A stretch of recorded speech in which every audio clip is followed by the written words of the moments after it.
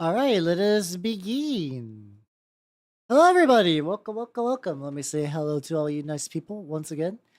Hello, No Bite. Congratulations on your first. You're getting very close to 69 first, and I need to set up a funny little redeem that you can use specifically. Like when whoever gets 69 first, I'll have the most powerful noise.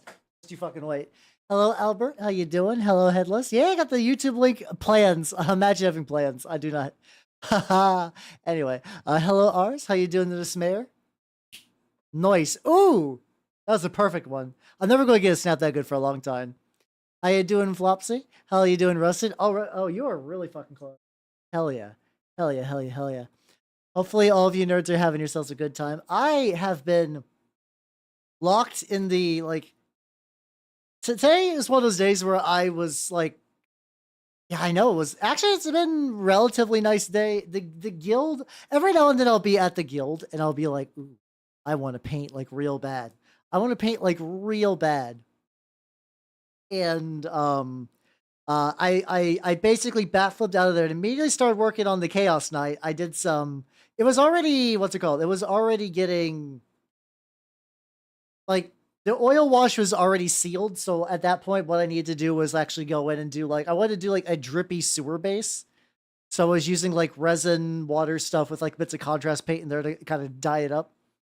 Ooh, what you painting? What you painting? Also, I need to do a real quick test. Hello, people on the YouTube side. I need to make sure your test is working. Test. Your chat's working. Yeah, there we go. Excellent, excellent, excellent. Ironically, I would like to be doing some terrain painting. My what's it called? God, this is so fucked up. I'm trying to add this metal extruder to my 3D printer. I'm trying to your key work you pass. Yo, let's fucking go. Hell yeah. Congratulations. I'm glad you're able to pass that exam, cause fuck exams, yo. Fuck them. Pinup mini. Ooh, nice. Honestly, a lot of Kingdom Death stuff I got, I was like, I'm going to use this for the same thing. I would like to get better at skin. Skin's kind of a weakness of mine, mostly because I do nothing but weird gross boys. Because I'm doing like Chaos Knights or fucking like Death Guard stuff. I don't do a lot of like human skin. I would like to get better at that. And that's just gonna require practice, you know, just like sitting down and actually putting the work in, and I have not quite done that yet. Oh yeah, definitely. There's been some like tutorials where somebody's like, I put down an incredibly thick layer of purple. I'm like, what the fuck are you doing? And they're like, and this is how we mix it back up, and it creates like really subtle undertones in the skin. I'm like, oh, witchcraft. Looks like Keeper of Secrets and Jeans. Oh god, especially that, especially Gene Stealers. The Keeper of Secrets is at least you get a little bit of fantasy skin in there, but good luck on the Gene Stealers. How you doing, Mini Dell? How you doing? Welcome, welcome, welcome. We're talking about skin and fun ways to wear other people's skin. No, no, no, no, no. My mouth going. There we go. No, just talking about painting skin. I'm extremely rusty, especially now. Especially now that I got like a whole big fucking force of like Starks I got to do at some point. I do want to get like at least semi good at them. I imagine a lot of the rank and files. It's like I got like 12 bowmen. They aren't gonna get a lot of love. Arson girl pinups. Oh yeah, yeah. I forgot. Like those were the kind of pinup people. I feel like I have a couple of artisan guilds STLs kicking around, but not like a huge amount. Or purple red with more of an airbrush. I can see that. I still gotta hook up my new airbrush that I got, the gallery one that's apparently cheap but really really good. Also just for some speed stuff. I was actually trying today to install the new extruder to my 3D printer, and a part fell under some furniture, which is aggravating. How you doing, Belner? How you doing? Welcome, welcome, welcome. Rinse this off. Oh yeah, I've heard of Limbo Division. Let's stretch real quick. Ah, there we go. Some drink.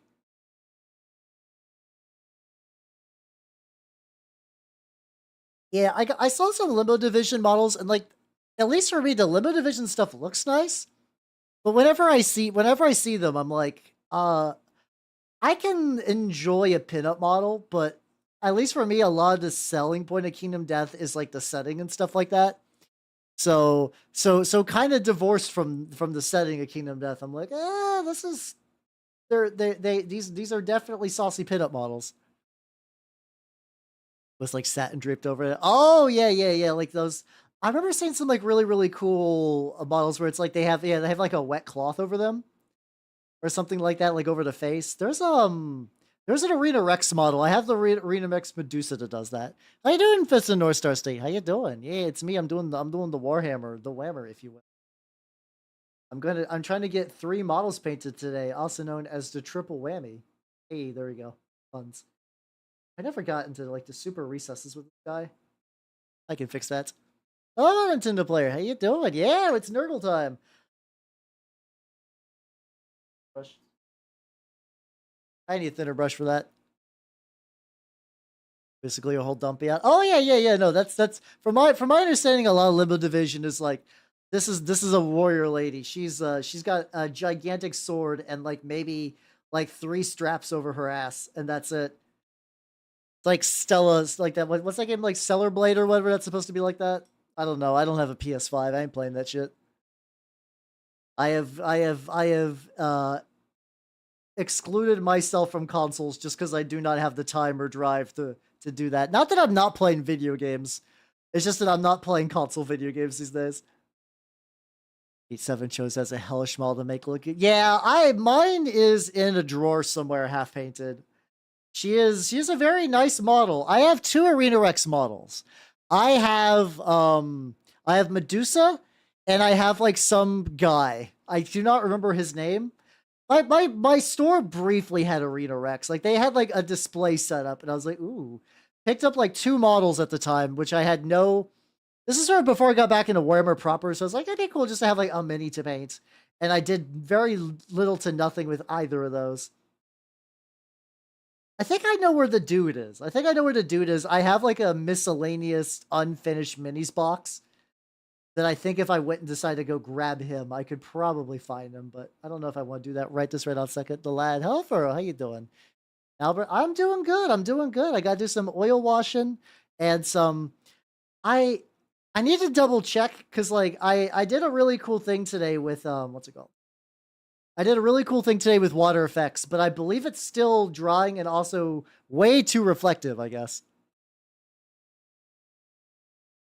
For a bunch of tokens. At the very least, if you don't actually get the game, I would strongly recommend like playing it on tabletop sim. Like you could like even if you do not have a group, it is the way the game is run. You could totally run Kingdom Death solo just to get some runs in. Yeah, I saw the fucking that company's bought up all the Rackham products. And Rackham is a company that I've always had a weird fascination with because it's like they did good minis. They do good minis and they had like amazing ahead of their time minis, but then like the company was just went to pre-painted and it exploded. Oh, that's fair, that's fair. I will say it's a fun game, but I totally get it. I totally get it. Hello, Dustbin. How you doing? Welcome. Some Sword Master, something else. One second. Oh, yeah, so those are looking pretty nice. Those are looking pretty nice. I do have a couple of. I have a bunch of. I have like maybe like 20 or 30 Phoenix Guard kicking around my closet. That someday, I don't know when that someday is. I'm at the point in my life where I just assume some projects will like maybe even get started like years from now. Oh, how is that? I've actually never played an Ass Creed. I've known friends who've played Ass Creed, and I think I saw one of them sort of like back in college, effectively just like I would just sit on the couch and just sometimes watch him play some games. Like if I was just like eating dinner or whatever, it's like, what are you doing? It's like, oh, I'm doing Last of Us. Like I saw Last of Us, him playing it, and I was like, this is a totally fine zombie show. And then found out that some people like it is one of the pillars of video game storytelling and a masterpiece. I'm like, dude, have you have you I don't think that's true, but okay. Oh yeah, I've heard Black Flag is like they released a pirate game recently that from what I have heard is just like Black Flag but game. Yeah, I don't know. It also doesn't help that I'm not really. It doesn't help that I'm not really necessarily like the target audience for a lot of certain games. So like my tastes are just so off whack for anything considering like the typical gamer public. So I don't know. Might not be. That could be fair. That could be fair. I think it's because at least in my brain, it has to deal with the best zombie movie of all time. Objectively, there is one best zombie movie of all time, and I'm gonna say it, and none of you are gonna agree with me, but I want you to hear me out. I want you to hear me out on the best zombie movie. The best zombie movie is Fido. Fido is the best. Last Train to Busan's a good movie too. Don't get me wrong. Fido is the best zombie movie. If you have not seen Fido, I should probably rectify that because Fido is great. Oh, Cemetery Creature, how you doing? Welcome, welcome, welcome. Fido is a zombie movie. Okay, Shaun of the Dead is very good. Shaun of the Dead is very good. I still like Fido better. Fido is a 1950s style, like a boy and his dog movie, but the dog is a zombie. It's a world where the dead have begun to rise, but a company invented these collars you could strap on them and use them to be like pets in labor and whatnot. And so like the story takes place when like this boy from like a kind of like not super wealthy family managed to finally afford a zombie because it's like a status symbol. It's like a status symbol in their community. Like the rich family has like a whole bunch of zombies because like the girl's dad works for Zombie Co or whatever the fuck. It's very fun. It's a very fun movie. I have to show it during Halloween. I know the plan this year for Halloween watch along is Garth Marenghi's Dark Place. I will not budge on that. Please, we will absolutely be watching Garth Marenghi's Dark Place come on Halloween. I am due for a rewatch of that. I don't know. Brain Dead was the one that Steven Jackson did, right? I actually don't think I've seen Brain Dead. To be fair, I'm not actually super well versed in zombie movies. That's why I'm kidding when I'd be like objective. When I'm saying like the objective best zombie movie, that is absolutely 100% a bit. I do like Fido quite a bit.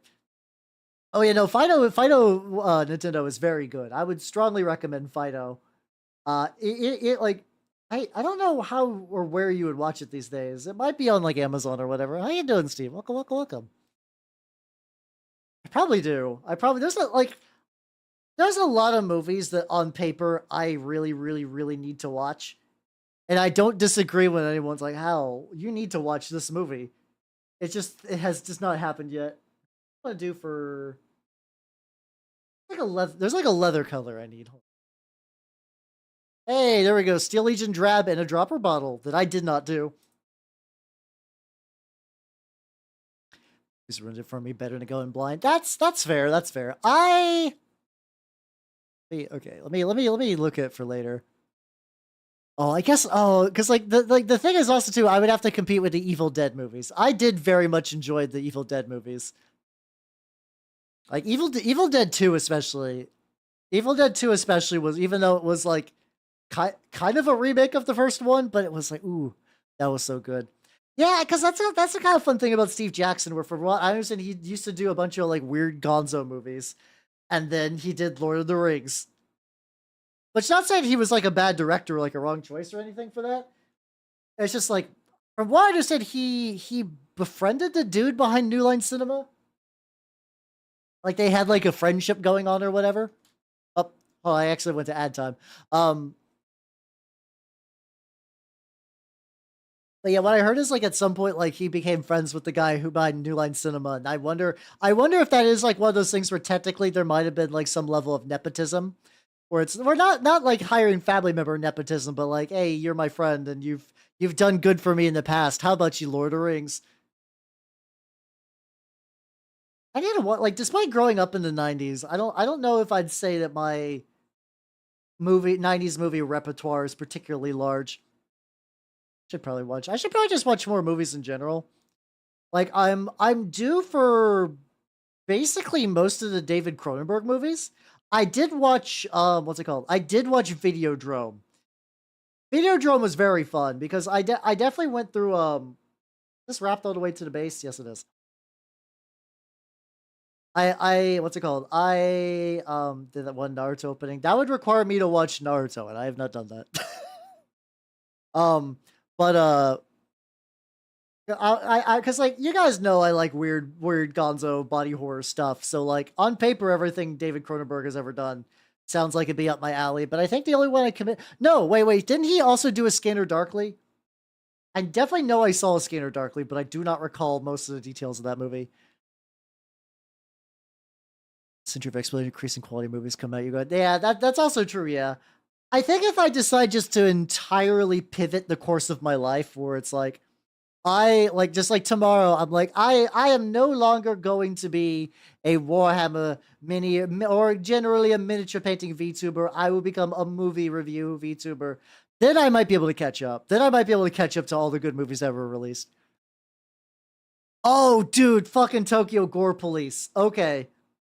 That was another period back. Like there was a period where I tried to like, not that I was trying to get into art. Like I wouldn't even call it artsy, like dumb Japanese gore gonzo stuff.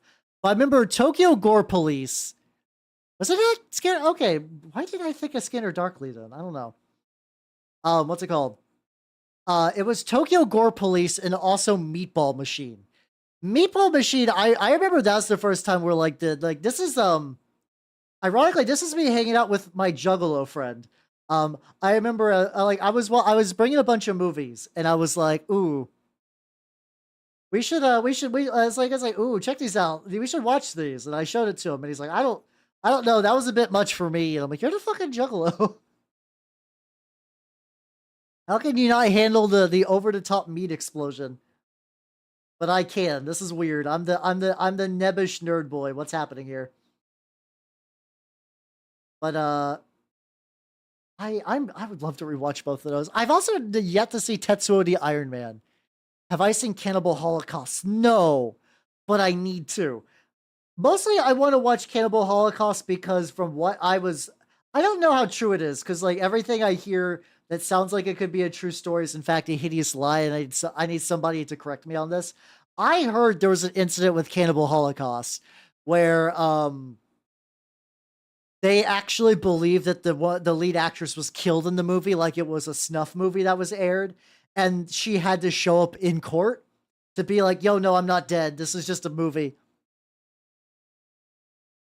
Okay, that is true. Okay, thank God. I've come to learn that a lot of information that I took for granted as trivia and would repeat to other people as trivia with like not a smug sense of satisfaction, but like, oh yeah. This knowledge I know that I will now impart to you, friend, has been lies. But okay, that's good.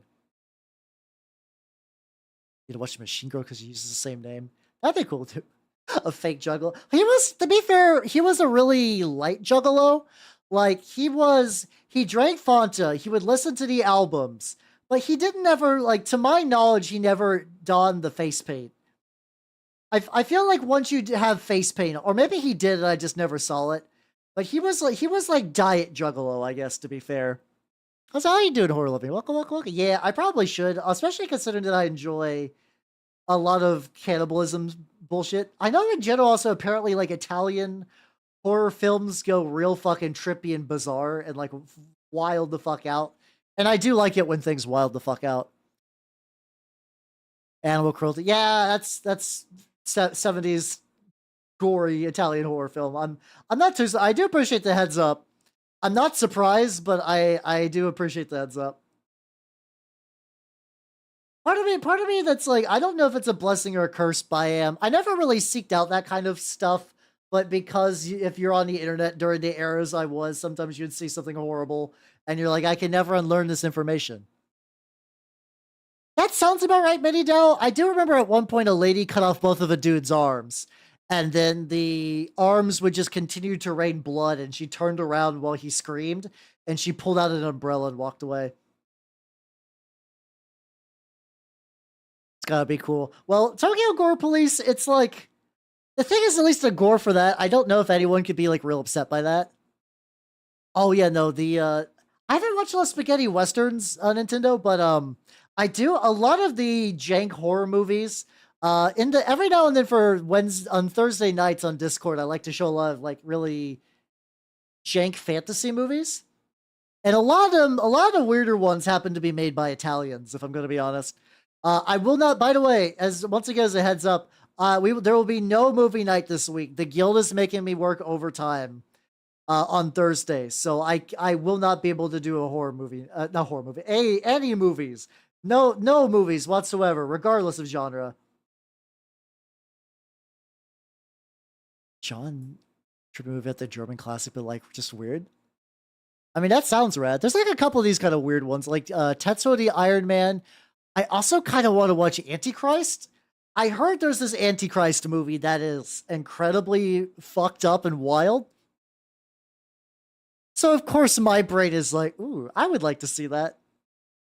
It's amazing how relatively well adjusted I am considering my taste in everything.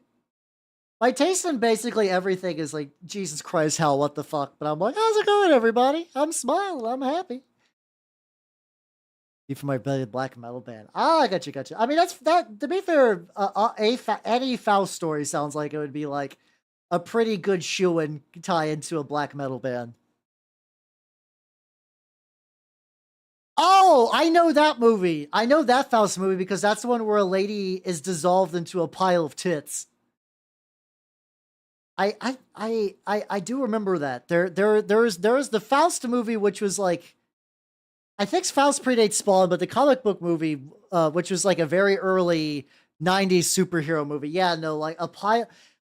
It's like just like Hooker or something, and like this demon like just melts her into just like a giant like wriggling pile of tits, and then like it's got like hair in her face. Oh my god, we're talking about we're talking about the movie Faust. Listen, I know when I say that phrase, some of you are like, ooh, no, you're not gonna be excited. You're not gonna be excited. Oh yeah, the one where like there's a plot point in there where a demon's like, I'm gonna make you birth the Antichrist. And then the main heroine's like, joke on you, I don't have a womb because of traumatic reasons. And it's like, oh, that's a thing you're doing here. Okay, no. Man, 90s Edge was wild. I don't know if it's like, oh, we gotta go back, but 90s Edge was fucking, it's worse. 90s Edge.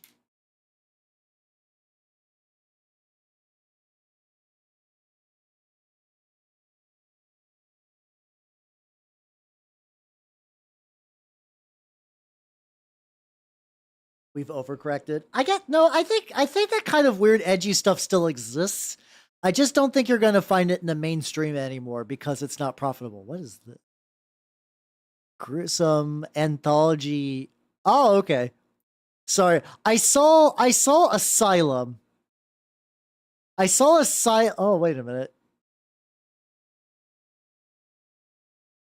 Okay, I was trying to determine whether that was like Asylum the movie company. Because for people who do not know, Asylum the movie company is like that company that does nothing but release like terrible, like, once again, I enjoy schlock. I enjoy bad movies. Asylum, yeah, it does like Sharknado, like, tee we're releasing a bad movie. Just us. Just being goofy little guys releasing bad movies. Oh, well. And I hate it. It's insincere and dull and just not great, and I do not like. I am not a big fan of that style. Yeah, exactly. We've been down this road a while, but I want a movie where the directors like went out to make a good movie and fucked up. A movie where a director went out to make a bad movie is just a bad movie. Yeah. Or even like Neil Breen. Neil Breen, I think, is an even better example. Although I guess Tommy Wiseau is aware that like Tommy Wiseau is aware now that The Room is like a cult classic because it's bad. Yeah, exactly, Nintendo, exactly. Like I like to see insane people make a movie, which is why like Neil Breen has no awareness of what he's doing. He has no idea that like if people are mocking him, he's probably just doing like a hater's gonna hate and just keep on releasing films. Because he's like okay, Tommy Wiseau made one. Tommy Wiseau made one. And then like kind of grew some level of infamy and self-awareness. Neil Breen just made another one that I need to watch. I need to watch Cade Crossing. I like The Room. The weird thing about The Room, based on, like, as somebody who enjoys me a bad movie, I'm not going to say the Room does not count or isn't great at what it is. I think at this point I've just seen so many just like bizarre bad movies that I feel like The Room is just like lost a little bit of its luster. Like I think for a lot of people, they see The Room and they're like, "Wow, I've never seen a movie that wild and bad." And that's not like your fault. Like if The Room is like the jankest movie you've ever seen, I am not going to shame you. I'm just going to say there's a whole deeper pit that I regularly go digging in. Well, I think it's because like the reason why Neil Breen keeps making them, at least as far as my guess goes, I I think what's it called? I think the thing about Neil Breen is that I think he does legitimately is one of those people like I am making art to change the world. Like he's one of those dudes. So like I think that's why he keeps making movies, because like you notice like a lot of Neil Breen movies try to have a message. It's just that Neil Breen is such a damaged individual that he doesn't realize just yelling banks bad, politicians corrupt like a fucking like like a boomer newspaper comic doesn't actually constitute having a message. How's how you doing, Crichton? Welcome, welcome, welcome. How you doing? How you doing? People buy Neil Breen. I might legitimately buy one. I I think I don't know if he's gotten lazy or if he's just like deteriorating, but I still do think that what's it called? I still think Twisted Pair is my favorite. The other jank people have access to. That's also true. Yeah. To be fair, like when if you don't know about bad movies and you just like are going by like, because like a lot of people are not going to dumpster dive for jank. Like now a lot more than previously, I would argue, but like that was kind of like why Mystery Science Theater was like a big thing. Like that was somebody doing. It's like a relatively common process now, but like I think that was still kind of novel to a lot of people. Like, oh shit, where are you finding these bad movies? Then you add a little levity to them.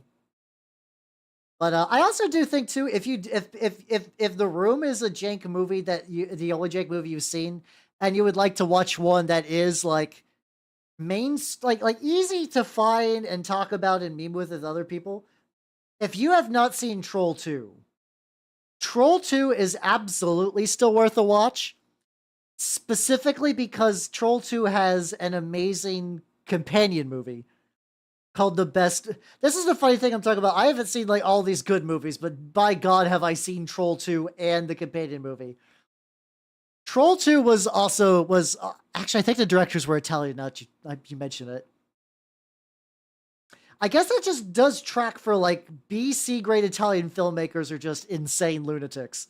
Um, but it's about like a family moving to a town called Nilbog, and then like the goblins are fucking shit up. There's no trolls in Troll 2, which is weird, but um but the big thing the big thing is what's it called? There is a companion movie called Best Worst Movie Ever, where the child actor in that and the father actor in that like reunite, because the father actor was a well-meaning dentist who had no idea. He had no he was just like he was John Everyman, like Southern dentist. He was a nice guy. People in his town liked him. When he was younger, he decided to be he just applied to be an actor in a movie because it was a fun thing to do. And then he just went on with his life, only to find out years and years later that that movie became a cult classic, and try to like reconnect with the rest of the cast. How you doing, Chieftain? Welcome, welcome. How you doing? How you doing? Then showed. Oh yeah, that's the kind of thing too. Horror loving is like I have like in the movie night. There are some movies that like I think I've shown, and I'm glad I've shown them, but they are like legitimate unfun slogs. Deathstalker 3 has some real fun jank in it, but otherwise it is a miserable watch. It's bad, but not in a fun way. And I do feel a little regret inflicted on everyone. How you doing, Chieftain? So like those are kind of movies that are bad and not fun about being bad. Those are the ones I usually put in the boring category in my tier list, because it's like that for me, that is the greatest sin. The greatest sin of a movie is to be boring. And I don't mean like every movie needs to be like a laugh a minute comedy or like a bit like you could, it needs to do something. If I'm sitting down to watch a movie and I'm thinking this is a waste of my time, that's what I consider the worst sin a movie could do. An incorrectly made movie that is still entertaining to watch is fine. It's great. Yeah, it's a hollow experience. Yeah. Which is like, it's like there's a reason I don't watch a lot of like newer movies too, because I'm not gonna want to dance through like certain, just like, oh god, this is nothing. This is bland, flavorless nonsense. Hmm. Oh, Crichton, so that movie is a Tor 3. Also, apparently informally known as Troll 3, because yeah, that little horrible goblin that like fucked his mom and gave her the dumb bitch juice was straight up the costume from Troll 2, just like repurposed. Yeah. Should not be, see, exactly. The worst thing a piece of movie could be. Yeah, exactly. Well, yeah, that's true. I mean, there are 5 out of 10s that are like incompetent but amusing, and then there's 5 out of 10s that are boring, which is weird because I could be like, technically these are both 5 out of 10s, but I'd much rather watch the wild one. Yeah, that was a fun movie. That's also another flaw. A lot of Jake movies I like to watch have abysmal quality because like nobody is getting like, I don't even know if a DVD copy of fucking a Tor 3 exists. And if it does, I don't know where to buy it. I don't know who's going to be selling a Tor 3. I actually to this day have also not seen a Tor 1. They're like technically a series based on some books, but they're all made by different directors and the actors different. It's like Deathstalker, but even like less coherency between the movies, if that's even a thing somehow. I've heard Late Night with the Devil is pretty good. That's a movie that seems neat. Oh god, I'm hitting. I'm hitting like a hiccup that I'm trying to swallow. Actually, you'd be surprised. Turkish Star Wars, I actually do think has like a reasonably popular, because like Turkish Star Wars got famous for being bad. It was one of the ones that successfully managed to like, because Turkish Star Wars, I will say, it's jank. It's incredibly jank as shit. You could post them in the share zone. I will say that like I will every now and then I do get people recommending things for the movie nights. I will say that that is almost exclusively being used for fantasy trash. So like I appreciate the recommendations when people are like, you should watch this for movie night, and I understand it comes from a good place. Those are definitely like, I'm trying to lean towards a very specific type of jank. Underworld was kind of an exception, but arguably those are still kind of wild. It did have literal clips from Star Wars in it. Yeah, I don't know, because like I know that there was the dub that we watched for Turkish Star Wars is actually straight up like was done years after the movie was released. Like that, like the Turkish Star Wars dub was done in like 2012, I believe. Oh yeah, I mean, I would like to look at it. I have not looked at Terminator the musical. I kind of gotten numb because I'm now just kind of vaguely aware that every major studio property has the musical. And from what my experience are, they kind of like trend the same, if that makes any sense. Like I feel like when you make a adaptation musical, you kind of know what like the tone of the movie is going to be before you see it. Like if somebody says like, "Hey Hal, have you watched Spider-Man the musical?" I'd be like, I know what's gonna be. There's gonna be a part where J. Jonah Jameson's gonna get up on stage and be like, "Someone should give me the pictures of Spider-Man. Da, da, da, da, da. Somebody should go and catch this crook." like that kind of thing. And it's like, yeah, okay, like I don't need to watch that now. The it writes itself in my brain. I have already transposed the entire story of Spider-Man the musical. It has been downloaded directly into the goop that approximates the cerebral cortex. I have astrally projected the movie into my own cranium. Yeah, something like that, or like a back and forth sing number. Hi Frankie, how you doing? How you doing? Yeah, I paid a lot of death cards, so hell yeah, hell yeah. I think there's good musicals, and there is a musical that I don't think I can say is good, but I do like. I will fully admit that I do have a very very soft spot for Repo to Genetic Opera. I have a very soft spot for Repo, even though I know Repo is like incredibly silly. I know Repo is incredibly silly. I feel like Repo is one of those movies that I would like. I mean, sorry, no, I do own it on video, or I did own it at one video at one point. I think that's one of those movies that I liked, and I bought it on video and I rented it. Not rented, I lent it to a friend and I never got it back. Like my physical copy of Dokapon Kingdom. Fuck! I'm so upset. I lent a friend my copy of Dokapon Kingdom. Like it was like she was in another college because like we both went to the same high school. But then we went to different colleges, and there was a while where I would go to visit because like a bunch of my other friends were going to that same college, and then like something happened and that just kind of stopped after a while. So she still has my fucking Dokapon Kingdom. It's been a decade. I should be like, yo, send that my way. That's hot trash. It's actually Terminator 2, and they do not have the but. Oh yeah, I mean, I'm not surprised. Yeah, I mean, luckily. Hello, Echo. Welcome, everybody. How you doing? How you doing? Hello, Thor. Hello, Velvet Theoden. Welcome, Super Tiger Fox. How you doing? How you doing? And Zelda Player 1987. Thank you for the follow. Welcome to the workshop. Hello, Tenchi. Hello, Derpy. Hello, Janu. Welcome, welcome, welcome, welcome, welcome. Anyone item I missed, and then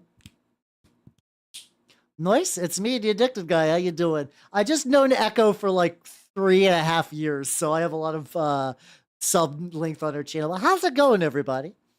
If you do not know me, I am Halbernut the Mimic Elf. I'm a miniature painting VTuber of the Nurgle and Skaven variety. Hello, Benjo. How you doing? Welcome, welcome, welcome. How you doing, everyone? We're talking about how I lent a friend my physical copy of Dokapon Kingdom for the Wii, and I never saw that friend again, so she still has it. And someday I'm going to get back by breaking into her house. No, I feel a little bad. We used to be like, we were IRL friends and internet friends, and then we just lost contact. I think after MSN Messenger died, I think that's what did it. We used to talk a lot more in MSN Messenger, and then MSN Messenger died, and I think that just kind of like soft ended like 3 friendships of mine. How you doing? How was Dead Space Echo? I saw you got to the for people who have played Dead Space, who played Dead Space, I popped into Echo, and I believe she was in the scene. Here's what we're gonna do. Here's what we're gonna replicate. This is the lad, and I believe it was like something like this.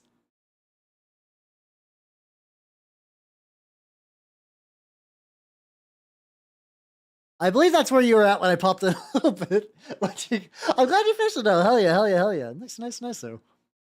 Just joking. Oh yeah, don't worry. Listen, I'm a well seasoned internet hag. Nothing affects me. You're fine. You're okay. Leave him alone.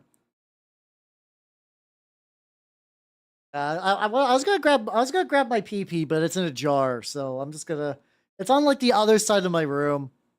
See, that's the worst scene for me because I have like I get eye squeamish really easily. I get really really eye squeamish on things. So like that scene is just like, oh, okay. Oh no. Oh no, I don't like this very much. Hey, how you doing? For people coming in, I am painting some Death Guard models of mine. This is the Deathshroud Bodyguard. Trying to save him. It's too late. He cannot be saved. Cannot be saved. You tried your best. Sometimes your best just isn't enough. Give me a 360 of that boy. Here we go. Yeah, so check it out. This is a Death Guard Deathshroud Bodyguard. We got the tubes. I used to fan translate for the anime Italis. Oh god, yeah. It was kind of wild because like technically we had Skype, but then Skype was just such an inferior product to early like to like Skype going from MSN Messenger to Skype, like other than having better access to video calls, it was such a fucking bummer downgrade. How you doing, Zelda? How you doing? Welcome. How you doing? So yeah, I think the funny thing is I did catch up with some of those friends. One of them actually is a like I caught up with some of my friends from that era. One of them is a VTuber, but I don't talk with her super a lot. Like it's kind of one of those things where it's like I think we're still like Twitter mutuals, but like we've just kind of like had entirely different friend groups. Has been like 10 years now, so it's like, how's it going? Yeah. Well, it's been a while. Oh, move a tracker from your spine. Oh yeah. Those honestly, both Stasis and Stasis Bone Totem feel like games that like I would like to play, but also I'm so afraid of adventure games like that because I'm very bad at adventure game logic, and also my sense of direction is shit.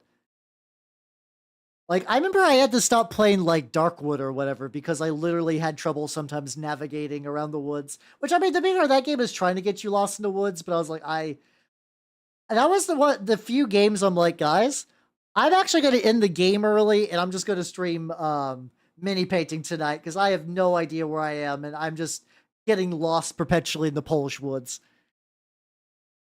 Yeah, it's an odd feeling because like sometimes I would be like, "Hey, how's it going?" But it's like almost like enough time has passed. It's like I don't want to intrude. I don't want to intrude. It's a weird kind of back and forth mixture of that.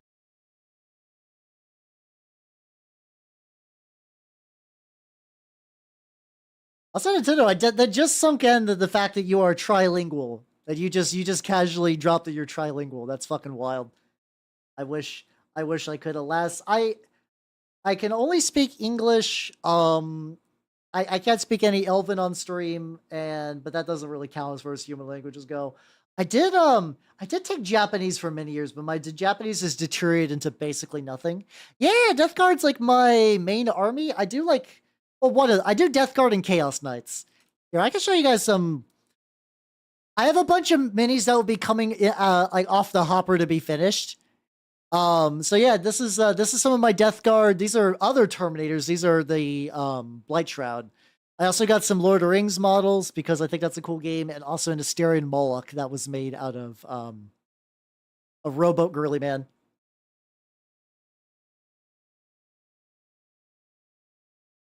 Too well, I understand, but not too. I mean, that's still something. I would not poo poo that accomplishment. That is very impressive. That's very, very impressive just to be like, yeah, like even if like it's rudimentary, I still think that's cool. But yeah, I did actually study Japanese for many years. I Kanji kicked my fucking ass. Hiragana and katakana were relatively fine, and I could do like Teform, and a bunch of other stuff. But like I have not like the whole like you for languages you gotta kind of use it or lose it. I do not have much. Like I could do the grammar correctly pretty well, and like I'm sure given some time I could bounce back into it.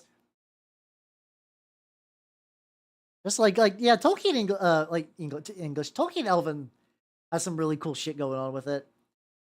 I do like that he's the kind of nerd that's like I love the languages. Also, I guess a setting will happen. But man, do I love writing languages. It's like just that kind of fun of like I've had there's actually been it's been kind of funny where Turnip 28 and what's it called? Trench Crusade were both like, "Hey, we're artists. We have this little setting we like to draw. I'd like to get some context for these drawings for this setting. I know, let's make a war game." I kind of love that shit. And desperate to understand can do. Oh yeah. I kind because like I did that thing where it was like I'm gonna be real. I was a weeb from basically like 8 years old because I learned very early through like Nintendo Power and like EGM and whatnot that like, hey, I like video games.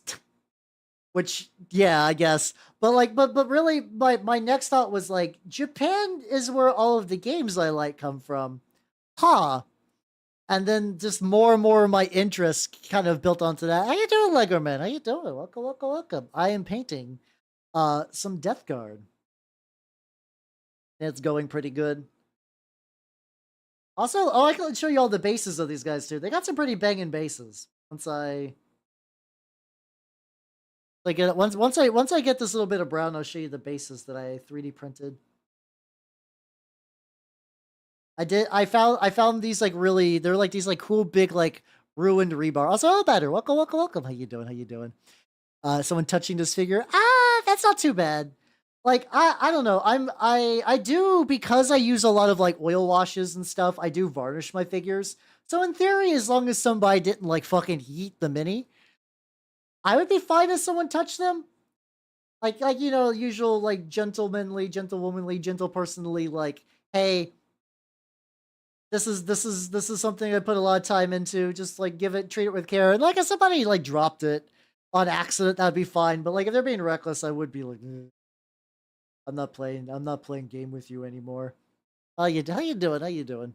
Another derp. How you doing? How you doing as well? All right, where's the bases? Oh, there we go. Like here's some of the bases I got. The bases are like very dry brush heavy. Very, very dry brush heavy. But your Night Goblin prints on bases. Yo, let's go. Oh god. That's what, like, so, like, if I had to guess, at minimum, you got, like, 60 Night Goblins you're putting on bases. Like, if I just had to take a stab at it, if I had to take a stab at it, that's so many. That's so many to put on there. Let's get a little bit more. I gotta do another layer of the tan on there. For the Steel Legion drab. The fancy bottle I got off of eBay. Hey, there we go.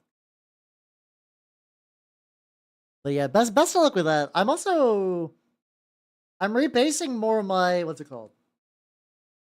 My Chaos Warriors from Age of Sigmar to the old world. And I'm actually kind of surprised. I assume because the sculpts for the 10 I have, they have like the sword and board. I assume that because they were Age of Sigmar sculpts, they would not rank up like at all. They actually do, kind of. You definitely need to wiggle for lava rock bases. I think I might have an idea for that. Hold on. I already put a little bit of paint on this. I did lava, there was a while I was doing lava Tyranids, and even though I am not super jazzed about that, I did do a couple lava bases I was like relatively cool with. About the squigs and spiders and oh. I mean, on one hand, that sounds rough, I'm not gonna lie, but that's like a nice, I do find that sometimes like a nice mechanical task like that is pretty cozy. Where it's just like, you're just putting on base, you're just gluing them the bases. You could just kind of like sit down for an evening, put some tunes on, kind of work your way through that. That could be pretty nice. Let's see. Oh fuck, I put a little bit more. Hold on, let me get this little bit. Oh. Yeah, that's true. I guess it's like in theory you could like airbrush green and then paint the robes, or paint the robes and airbrush the robes, paint green. They're in another room. I'm gonna go limp for like 1 sec. Hold on. Hold on. I'm going limp. Spirit is leaving my body.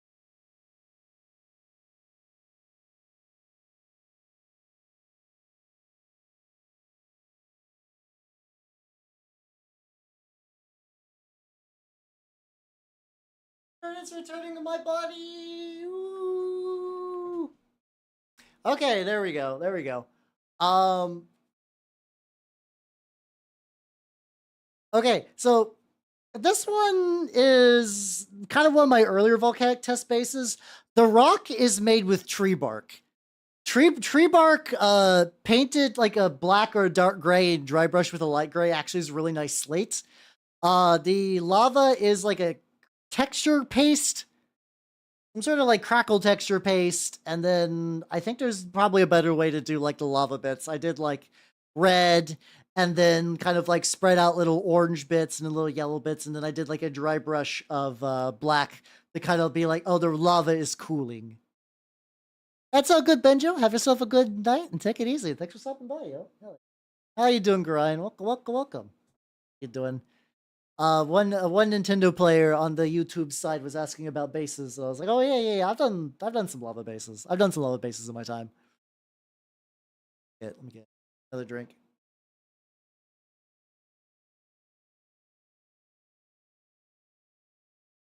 Yeah, Guargura is an EDF6. Really? Is all of Hollow Myth in there or just Gura? Oh, Godspeed Flopsy. That shit's fucking rough. Hang in there. You got it. Yeah, the nice thing too is like, I mean, trees exist, but like if you can't, like if like I will fully admit that not every tree has good bark for that kind of thing. You can just order a bag of bark on Amazon for relatively cheap, and then that bark will be good for basically every project. It's very nice, actually. Hello, Nurk. How you doing? Welcome, welcome, welcome. Do I hobby or just paint wonderfully?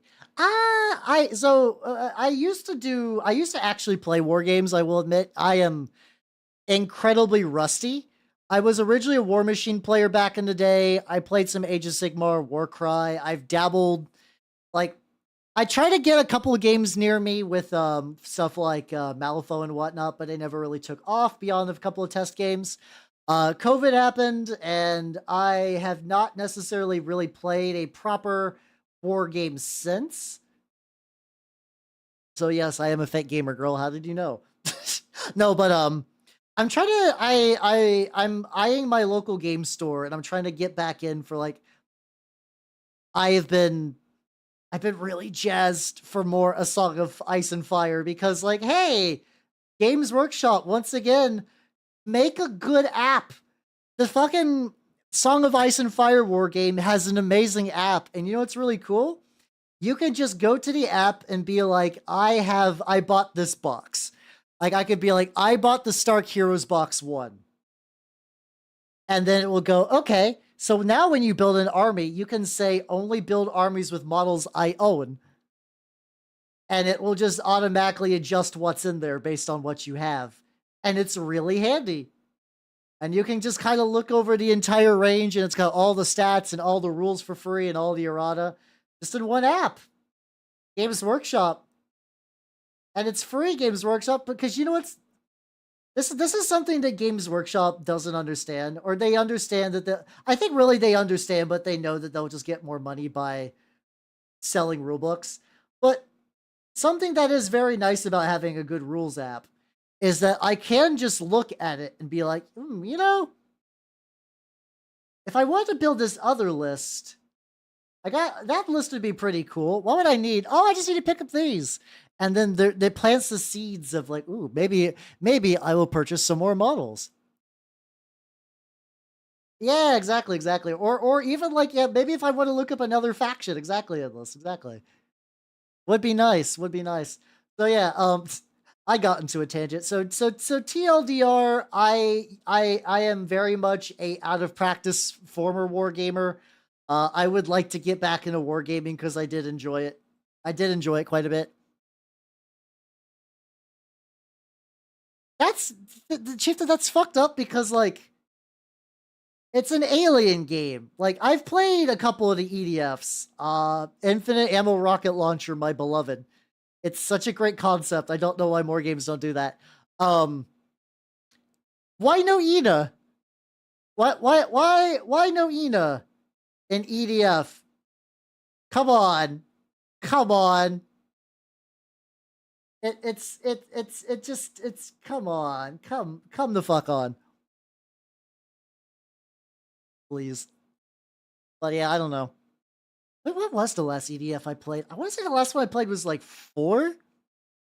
Because I know I played like either EDF like 1 or 2. I played a really early one when they first like when they actually started coming to the States. I forget how big of a delay there was initially. I think even then, isn't this one like a couple of years old? Or like, or did they only announce EDF6 for Japan and like everyone else is like, get fucked, idiot. I guess she is too powerful, yeah. That's fair. Also because like Gura fans are rabid and they will definitely buy the game if Gura's face is on it. Oh yeah, I know it's coming to us. Is it doing like a simultaneous release or is it like coming out like much later? So I'm layering up more of this paint because as much as I love it, it is a pain in the dick to work with.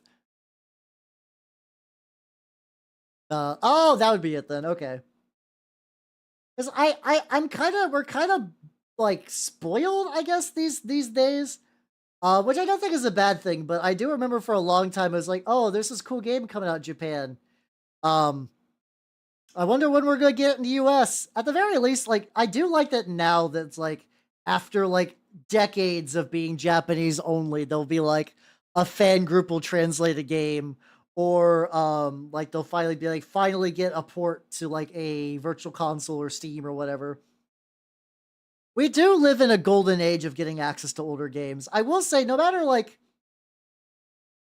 how shitty like video gaming as a whole can become, and just in terms of like, you know, like fucking like terrible business practices and whatnot. No, I would believe you. I believe you, Chieftain. Especially because like I know like EDF is like one of those like really micro budget titles where it's just like yeah, you this is the most budget game to ever budget. Which is fine. I like it. I like them. That was I think I'm pretty sure you could buy the first one for the 360 for like $20. It was like 20 or 30 or something ridiculously short or small. I was like, ooh. Can do the big shoots, you say? Excellent. Video games are cool. I haven't played one in a hot minute though. I think the last one I played was with Echo back in 2011? No, 2021. I wasn't trying to remember the date. I was just like, my brain could not remember the 2020s. Do not understand why my brain do that. Yeah, because she played like the Valkyrie one, and I was just like, sits on the ground and big shoots. Do not think. Sit on ground and big shoots. That's all you need. That's all you need to do. Sit on ground and big shoots. I am fighting an incredibly tainted urge to just put these guys on their bases because their bases are really cool, but I cannot, especially because I gotta cover the bottoms of their feet now that I'm realizing it. I definitely gotta cover the bottoms of their feet. Like, let's see what time we got. Okay, we got plenty of time. I was a little worried because like sometimes I'll look up and be like, what time is it? Oh god, it's been 3 hours. I've barely done anything. I do think if I'm lucky, I'll be able to get these. This is another shield captain on bike. Headless, you must. The white scars, they call to you. They call to you. You must know the ways of the road. So I'm realizing this guy apparently... I bought these guys used, and sometimes when you get a used model, you don't see like a little build imperfection. So like I totally missed this connector point right there. But these guys are always going to be a little jank. I mean, there's also that and the fact that I got a Deathshroud Bodyguard unit that had repeats. Which I was like, oh god, I got two of the exact same model because I picked it used. You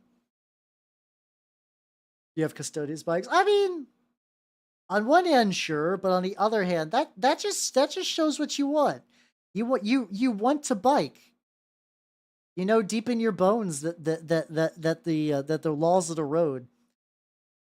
So you first you got the custodian's bikes, then you do then you do white scars, then you do orc bikes. I think orcs still got bikes. Orcs still got bikes in 10th edition. I have no idea. I have no idea what a current orc list looks like in the year of our Lord 2024. I about said 2022 again. Jesus Christ. My sense of dating is falling apart, and I don't know why. Where is my... Let's get some paint.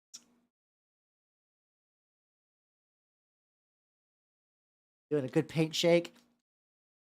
From what I understand, there's... I don't think there's a lot about the con or the white scars. Like, they're kind of in that like same tier as like Iron Hands and Raven Guard. Where like were they one of the original legions? Yes. Do they have a lot in like the books and stuff? Not particularly, no. Like I do know that there is a con book where he like fucking styles on Mortarion because Mortarion is kind of like join us, brother, and he's like, ah, no, get lost, loser. I like Death Guard. Mortarion's kind of dumb, but what's it called? But yeah, I think from what I understand, I believe if you really want to learn about him, he's got like he's got one of those like Horus Heresy Primarch books that I have to imagine that's probably where a lot of lore on him is, and everything else is kind of whatever. Let me continue to get the bottoms of his feet.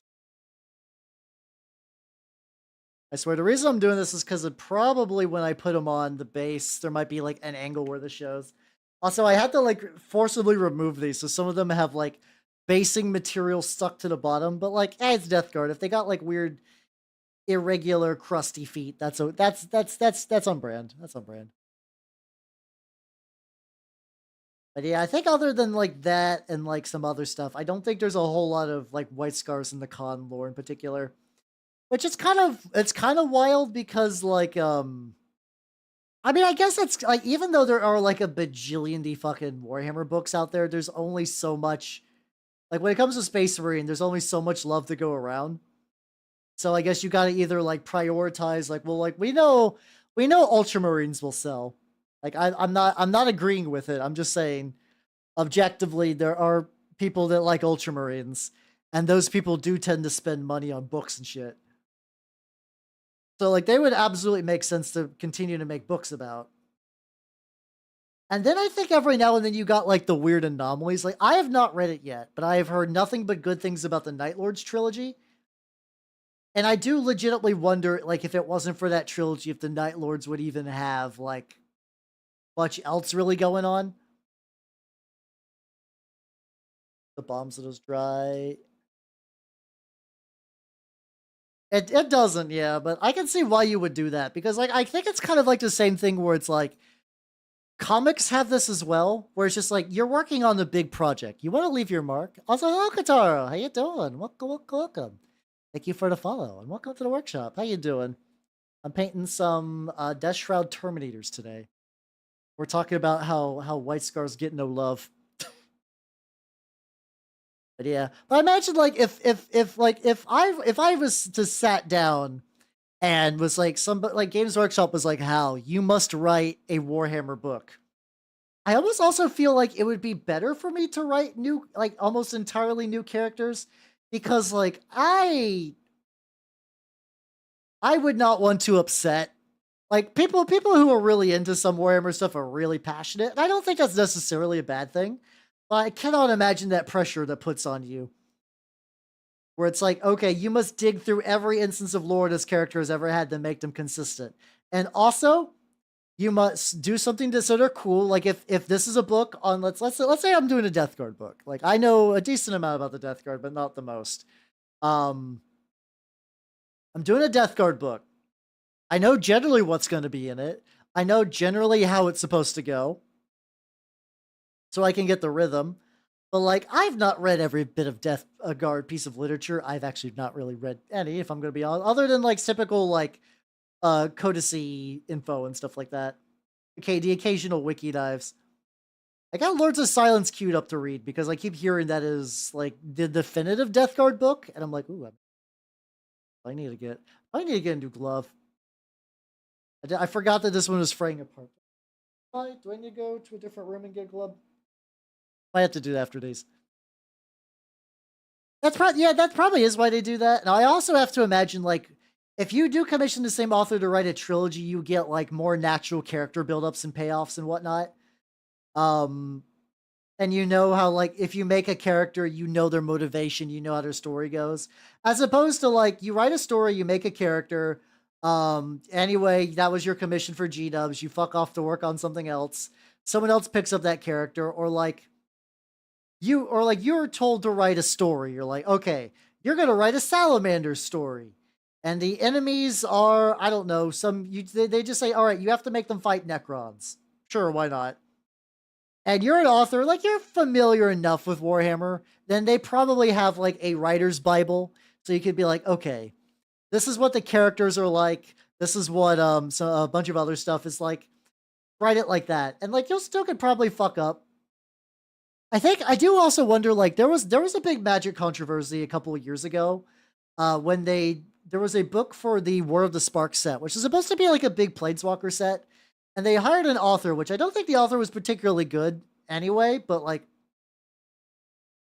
Magic lore is already kind of a big fucking clusterfuck because they, outside of these like weird one-off books, outside of these weird one-off books that every now and then are written, a lot of their stories are locked within web articles, and sometimes they'll just delete the web articles. Like they'll move servers, and they're like, "Oh yeah, we just didn't bother to back up a lot of these lore articles that are technically now they're technically still canon for that character." Whoops, tee hee haha. That's also a weird thing about like this. Yeah, the Star Wars, like the newer Star Wars trilogy, where they're like, "Oh yes, we have a $1 billion franchise," and the fact that they didn't have a consistent writer and director for all three is fucking bizarre. Like that feels like it should be like an easy thing. Like like we've written like movies, trilogies have been done like so much. Like as you have two examples of Star Wars trilogies, a good one and a not great one, bad one pretty much. So you know what to do, and they did it in a weird, fucked up way where they got different writers and directors for each one. I'm like, what the fuck are you doing? It should be easy to follow. Oh, Nitro, how you doing? Welcome, welcome, welcome. How you doing? How you doing? Oh, before I forget, hold on. Also, thank you for your sub. Thank you, thank you, thank you, thank you. Some ideas, Lord. That could be it. There also are some people that genuinely do join projects and they're like, I don't like this thing. I'm gonna make it my way and totally rewrite over it. Yeah, like I don't think Ryan Johnson. I can't remember if he actually likes Star Wars or if he's just like, I hate Star Wars. I'm gonna like kind of wild out with it. I will be right back. I need to get a new glove. I need to get a new glove. I think I'm just gonna put like the drinky thing up. Hold on. All right, BRB. This will take like a second. I just gotta get a new glove.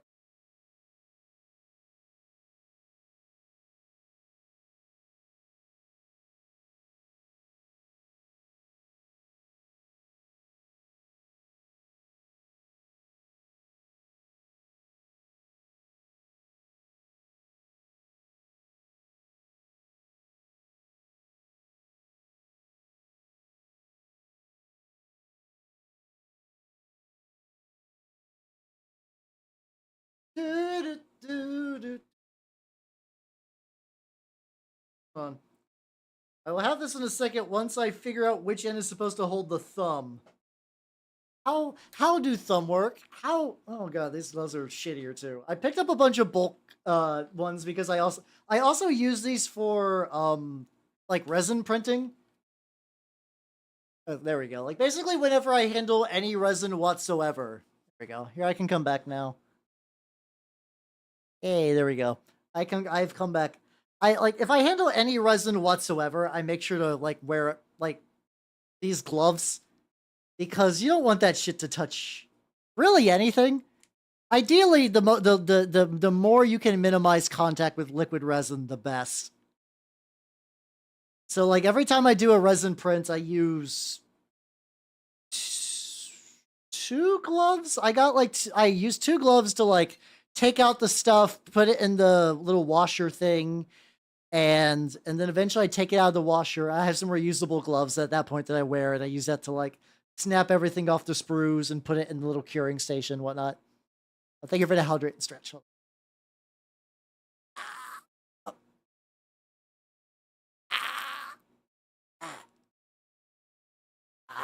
There we go. Also, hold on a sec. I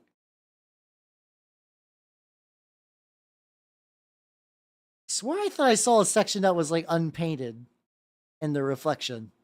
Maybe on crack. Awesome, Marine Boy. Thank you for the follow. Welcome to the workshop. How you doing? How you doing? I'm painting some Deathguard. Deathshroud Bodyguard. God damn. I memorized them as Deathshroud Terminators, but because now fucking Horus Heresy has the ownership of Deathshroud Terminators, I always kind of forget and fuck up the Bodyguard bit. Oh, I forgot drinks. Yeah, it's so easy to go through gloves super fast. It's so easy just to tear through them, so I just try to get them in bulk.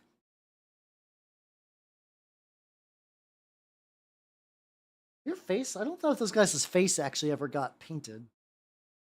Like, it looks like it could be fine because it's kind of like a gray, but I don't think it's like proper shiny and whatnot.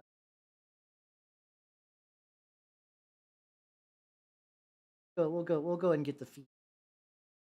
Before, oh god, it's way too drippy. I have proceeded to dab the paint on my pants and not into my little, I keep a little like napkin by there. And I was like, I should probably like kind of like dab off some excess paint. And I just did it directly onto the pants. I have a lot of clothes. This is not going to be news for anyone. Basically most of my clothes are in some form like paint stained. And on one hand, it's like, tee-hee, it's on brand. It's me, the painter guy. All my clothes are paint stained, but it's also like, oh, I have a lot of paint stained clothes. Luckily, like my going out shirts and stuff aren't too bad. Usually it's the pants. Usually it's the pants is where paint ends up because it's like, oh no, I dropped something and I got some spills, or there was like I was messing with oils and there's like a little bit of oil spread. That's annoying, but that do just be my life. Got a little bit of like extra rust from when I ripped him off. I was trying to initially just to kind of pry them off the base, but like for some reason the glue they used on like some parts like the hands, incredibly fragile, incredibly shitty, came off with like no prodding. Whatever glue they used to glue it to the base, fucking indestructible. Oh, this guy's got like maggots by his feet. I totally did not notice the maggot feet. I will need to correct that. Correct that. Yeah, I'm probably gonna go through a bunch more gloves. So at the beginning of the month, oh god, I had like a hiccup that was like halfway caught in my throat. At the beginning of the month is usually when like my 3D printer STL subscriptions start releasing their new stuff. So I'm like, ooh, what am I going to get this month? I think honestly, the vast majority of the STLs I get, I do not print. Like it for me, it's like, do you guys kind of remember in like the old Humble Bundles? Like technically, Humble Bundles aren't bad, but like the old ones used to be like, you would get a game you like, and then like a bunch of like pretty cool games that like maybe you'll get around to, and then you never do. It's like that for a lot of these services. So how you doing, Iron Spoon? How you doing? How you doing? Doing the terrain for these guys? Oh yeah, I can show you. I kind of like not cheaped out. Not that this is lazy, but because they are large, doing like very typical terrain's kind of hard to do. So I got these like big like ruin city 3D prints. Cause like if I put them on there, it doesn't increase their profile that much. It does make them stand out a bit taller and higher, which I don't give a shit about true line of sight, so whatever. But like this actually means they could have kind of more dynamic base without the fact that like they are. If I put them directly on the base, I could maybe stick like a skull down there or something like that. There we go. Like probably glue it something like this. Which I think looks pretty rad.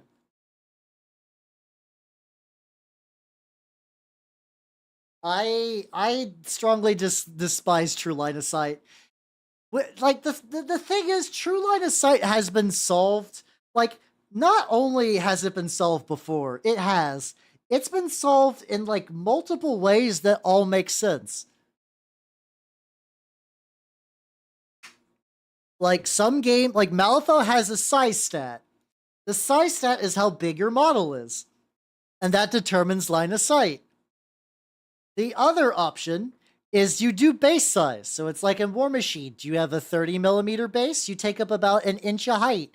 Do you have 40? You take up maybe about like 2. 50? Maybe like 2.5, 3. These parts are getting a little like loosey-goosey, but you get the idea. Base size is how many inches of height other people can see you at. Totally coherent. Pretty reasonable. Pretty reasonable. Now that I've learned, oh yeah, this guy's got the same maggot foot because he's just the same dude identically. So Matthew, how you doing? Welcome.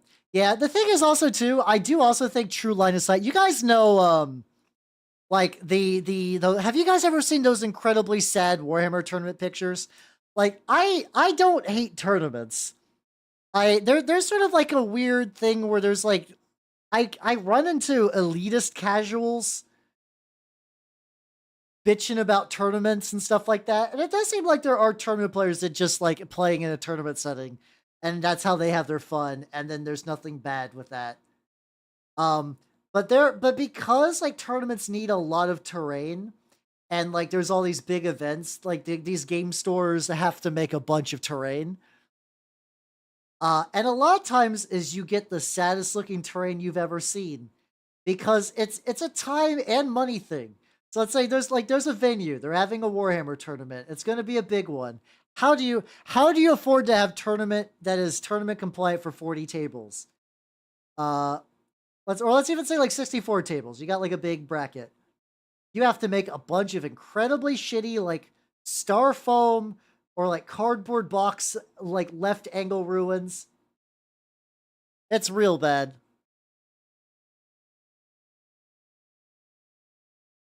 See, yeah, I mean that's fair. I think it's just kind of a weird spot because like there are some people that like unironically their fun comes from being like super competitive, and I do actually think they're part of an ecosystem that's weirdly kind of nice, like a model ecosystem. Like somebody buys an army for a tournament,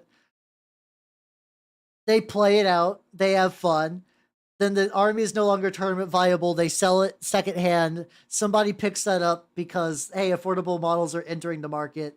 The circle of life continues. I think the tricky thing is when a lot of those sweaty strats like affect people who are not playing in a game in a cheesy way, and like or like games a workshop like nerfs some models based on that, which that's kind of fine because that is just them kind of like debugging for G-dubs. Or like somebody just like fucking like is not entering tournaments, but is just using like meta lists to fucking pub stomp. That's probably the big thing though that kind of fucks a lot of stuff is there's people that they're not good enough to tourney grind, but they like winning, so they'll just like copy these lists and just like, yeah, I'm just gonna wreck shit. Play with after the trades some pop-up cardboard terrain. They didn't want the trade. That's a bummer. That's kind of weird though. Usually, at least where I'm at, the stores kind of sell themselves on like, hey, we have tables you can play at. Because the idea is if you play at a table, maybe you'll see a model you like and buy it. Or maybe like you'll be doing a lot of battles and you're like, man, I really need some long range firepower. Where will I get that from?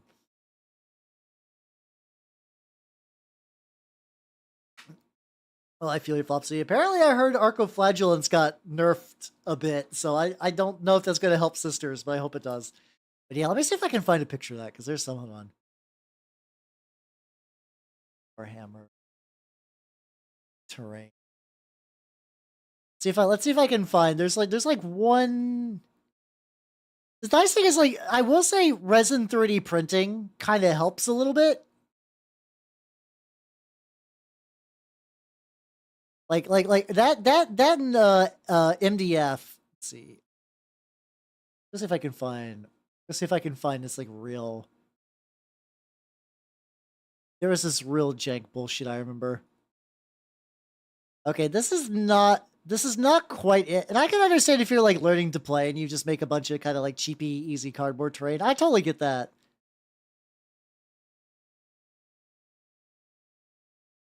Actually do a stat change, Sisters. Oh, okay.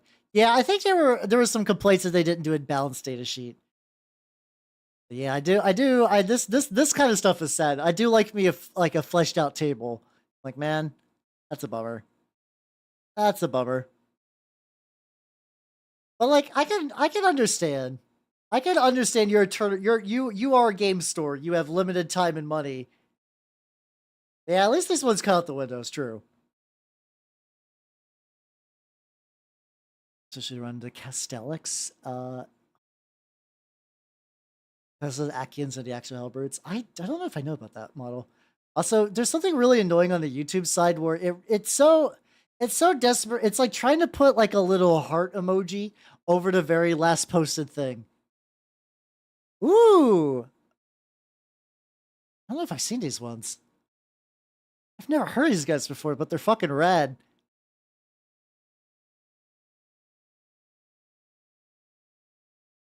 Ooh. Oh, let me put one of these lads on screen. Oh god, though, I'm looking at the price of these guys. Like these are definitely Forge World models. These are definitely Forge World, but like I do say like there's something about like the Mechanica, like the Mechanicum slash just like general robot design of 30K that I really like. I will never be able to afford a legit like Horus Heresy Mechanicus army. But goddamn, I know this is Thousand Sun specifically, but it has still a lot of design elements I like. That is a banging model. That's an absolute banging model. Right there. Next to my wonderful sponsor and Asterion Moloch, best boy ever.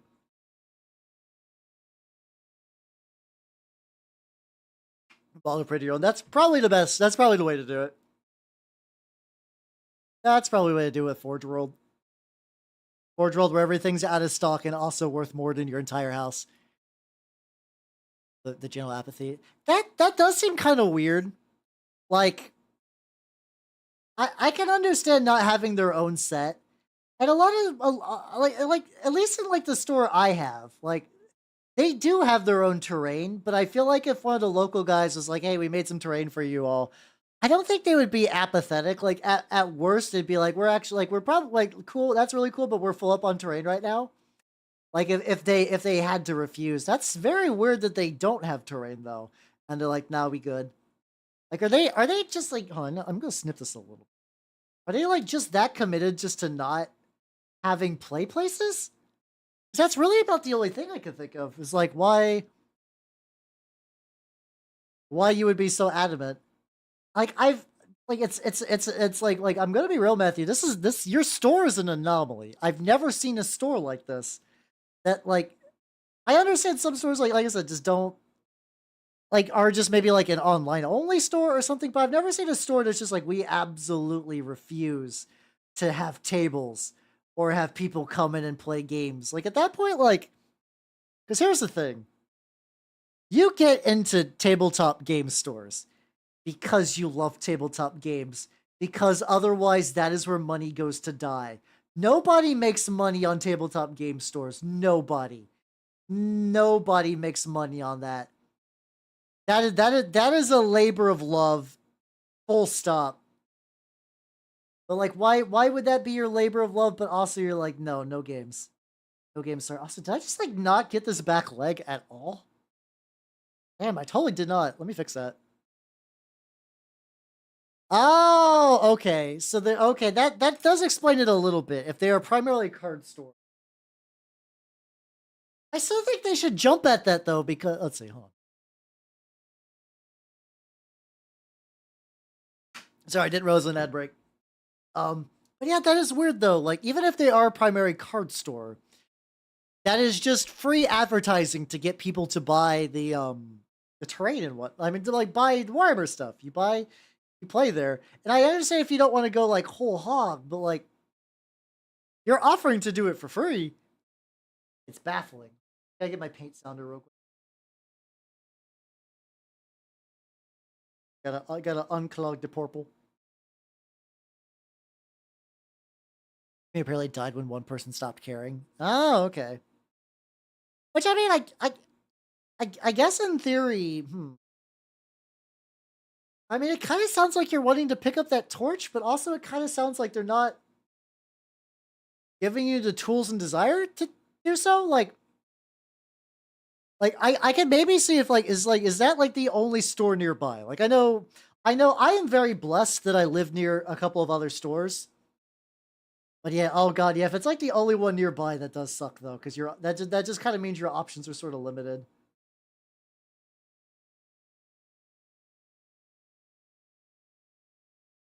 Incredibly, incredibly splotchy stipple back here. There we go. All right. What do I want to do with you nerds? What do you need? What do you need, buddy? Lucky zombie head.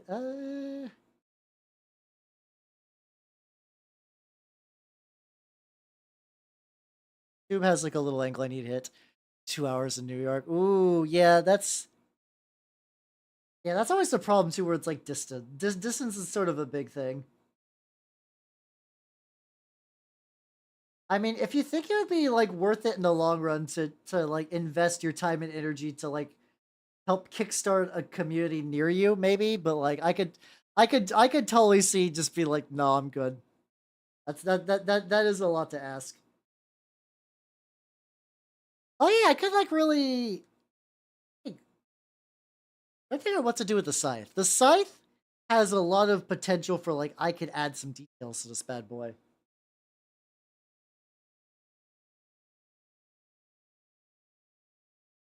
I think if I just go to all the scythe and like maybe there we go. Add a little bit of the metallic color to like this like vein, I guess? I don't know what I would call this. Hello, Gogasa. How you doing? Welcome, welcome, welcome. Oh, just trying to get yeah. It is hard. It is hard, unfortunately. I'm glad you're getting your friends into it. I've had no success with mine, so the desire. I think probably what I need to do is I just need to like get a couple of games of a war game at my shop and then kind of be like, so what else do you guys play? Huh? Hey buddy, you want to turn up there? I guess I could have started applying like the crust paint to this guy. This should also not be metal. Now that I think that like I mean there should be metal. It should not be the same metal. I could be doing that to jazz this up.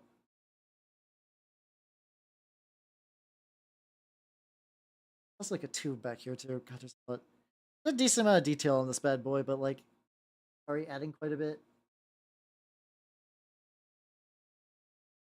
Yeah. How you doing, Sunshine? How you doing? Welcome, welcome, welcome, and thank you for the sub. Thank you, thank you, thank you. How's it doing? How you been doing? How you been doing? I am no change here. I'm continuing to paint weird, gross models. So I am excited. Skaven soon. Skaven soon. Running the Howl in the Wild. You watch your VTuber? Oh yeah, you were in it was like Margot's chat, right? I think so. I don't I try to watch more colleges Doom. I go lurk. Hell yeah, let's go. Do what you gotta do, yo. Yeah, I don't get to catch Margot a lot. I've had some incredibly bad luck with her recently. I think she's had some bad luck with her ISP. But seems to be getting better now, which is good. I do. It's like I've mentioned this before. If you like VTubers, becoming one definitely means you get a lot less chance to watch VTubers. But I do try to watch a couple when I get the chance. Especially today, at the guild was a bit of a slow day, so I could be like, "Ooh, slow day." I can see, I can see what's going on. I could see, ooh, I could see some people doing stuff. What are you nerds up to? It was nice. It was nice. I used to be able to do that a lot more, but things have kind of picked up, so I've not. I, I'm a little envious. I am a little envious of the everyday slow day. Wait, Sky. Oh, this guy doesn't have spikes on that one either. Not like a tube. Point of all buildings at work today. Oh yeah, yeah, yeah. No, I've been seeing you post those. I've been seeing you post those. I totally missed that those were for Carnival, but hell, you have to. I keep hearing that's really good, but I also heard that tabletop combat has an incredibly shitty resin formula. Actually, that's a good question. Have you got to actually build any Carnival models? Because I've heard that their formula is like weirdly like paint does not want to stick to it. But I've also not bought anything from them myself, so I have no idea if that's like maybe that person got a bad batch. Maybe it's just a rumor because some people will spread lies on the internet. Maybe it was just a bad batch. Who knows?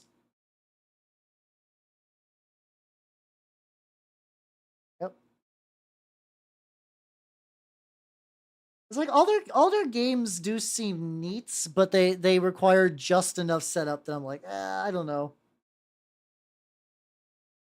Like I see Rumble Slam. Okay, so they are holding on to Primer at the very least. That's good. Maybe another person just got like a bad example or something like that. I don't know. It's hard to tell with company resins and whatnot. I'm like I like resin from like the 3D printer, but God, I do not like whenever another company is like all of our minis are in our homemade resin formula. I'm like, oh no, this could potentially be rough.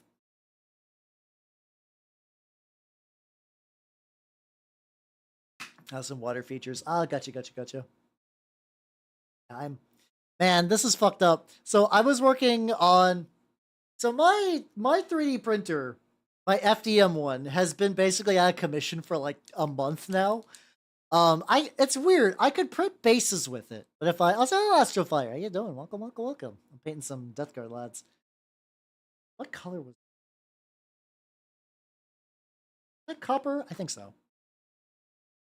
What's it called though? I've been trying to like fix it, and I fix one thing, and it's like another thing is jank.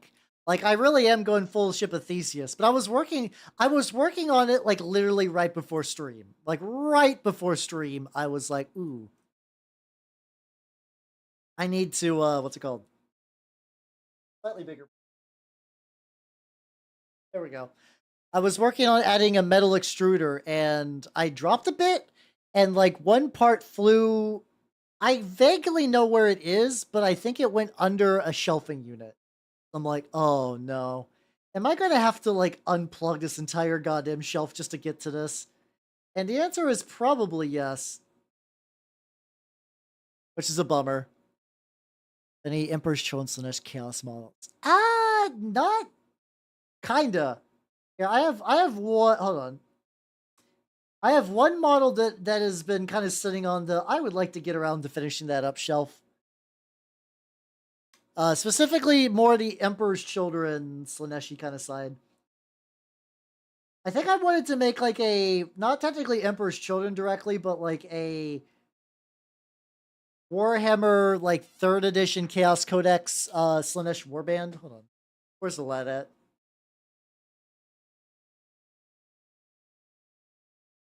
I'm gonna move him somewhere where I can actually keep track of him because this is kind of a baller kit bash. There we go. So I got this guy. Ooh, he dusty. Ooh, he a dusty boy. So I got this guy. And this guy is a kit bash of like 3 different things. Like this is a Diverging Realms body. I'm pretty sure this is a Bestiarm Scorpion Claw, and I actually don't remember what the helmet's from. I know these are all parts I 3D printed, but I do not actually recall where the helmet's from. I was like, this would be cool to do like a little Slaneshi warband, and I started with him, and then I did not finish him. I've not worked on it since. I feel like how that turned out though. It's got like a very nice feel to him. I do feel the claw. As a kit bash, I'm very happy with, but yeah, no, I just not done that yet. Usually if I'm doing chaos, I'm doing Nurgle, to be fair. Which I do like Nurgle. I mean, yeah, you guys kind of figured that out. I feel like if I had to do another chaos, it would either I don't know. It's like depending on the day. If somebody was like put a gun to my head and was like, "How you have to paint another chaos army now?" I don't know if I do Slanesh or Zinch. Horn honestly would probably be the dead last. Even though, ironically, I do have a couple of bloodletters. So how you doing, Kataro? Yeah, glad you like it. Yeah, I need to set some. I need to my pile of potential is very big. It's very big. How you doing? How you doing? Oh, fucking doodlies. How you doing? How you doing? Also, I saw that when I checked earlier, the resin on my well, I'm currently doing like a bit of like resin. It's technically a water effect on my Chaos Knight War Dog, Huntsman specifically. I was trying to do like it's basically standing in a sewer because it's got like a big sewer grate and a bunch of pipes and like a bunch of rust and stuff. So I mixed up a bunch of Nazdreg yellow with some like standing water resin, and it is beginning to. It's been hardening basically all day. Love the model. Hell yeah! Let's go. Let's go. Let's go. Glad you like it. Glad you like that. Maybe considering everyone likes it, maybe I should make some time to get that painted at some point. I don't feel like it'd be like terribly hard to do. I've also been, because I've been on such a kick lately of painting red, I've been on an incredibly large kick of like I like painting red models. Gonna need 2 coats. This coat will be good for now, and we'll go back later. Yeah, I'll just get that nub. I want to get this done. Do I use gloss medium? I do actually, yeah. I have a big bottle of Liquitex gloss medium that I just pull out whenever I want to make something slimy. Also something something I do have that I got for a different project. There was a Turnip 28 project to create like a ship. And I ran out of time because this was kind of a busy month for me, so I didn't get time to really get started. But I did buy some of that Uhu glue. Like that glue that's like you put it into like on a little sheet and you kind of wrap it around and it makes like sticky gooey nonsense. I think I want to try to do that for the size. I feel like the size would be like really good for like it's kind of like a saliva trail, like when like a big spooky monster opened its mouth and you can see the saliva drip from the top to the bottom. But yeah, having a big jug of gloss medium is like incredibly handy for what I do.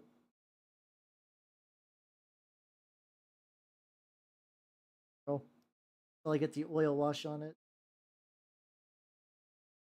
It's fine. Well, just perfect. I mean, it's like it's one of those things too. Um, I would basically paint most armies if I just happened if like one of them just manifested in front of me. I would probably do that. Do I have an airbrush? I do. I have 2 now. My first airbrush was a Badger Patriot because I was sort of told that was like baby's first airbrush. And I got my airbrush with my COVID fun bucks. So I was like, okay, I'll do that. It was an okay airbrush. I made a lot of mistakes with it. I made a ludicrous amount. Like, that was my learning airbrush, which I think everyone kind of needs to have at least one. I did get a new airbrush. It's like a gallery something or other. It's still kind of a cheapy one, but like the tech has improved somewhat. That like even the cheapy ones are still like pretty competent. Like I saw some people like testing it out and reviewing them. And other than the fact that it has like a weird delay trigger, like you like pull the thing back, it takes a sec, then it sprays, which is not a game changer. Like that's not like a deal breaker for me. I can handle that still. I take a drink.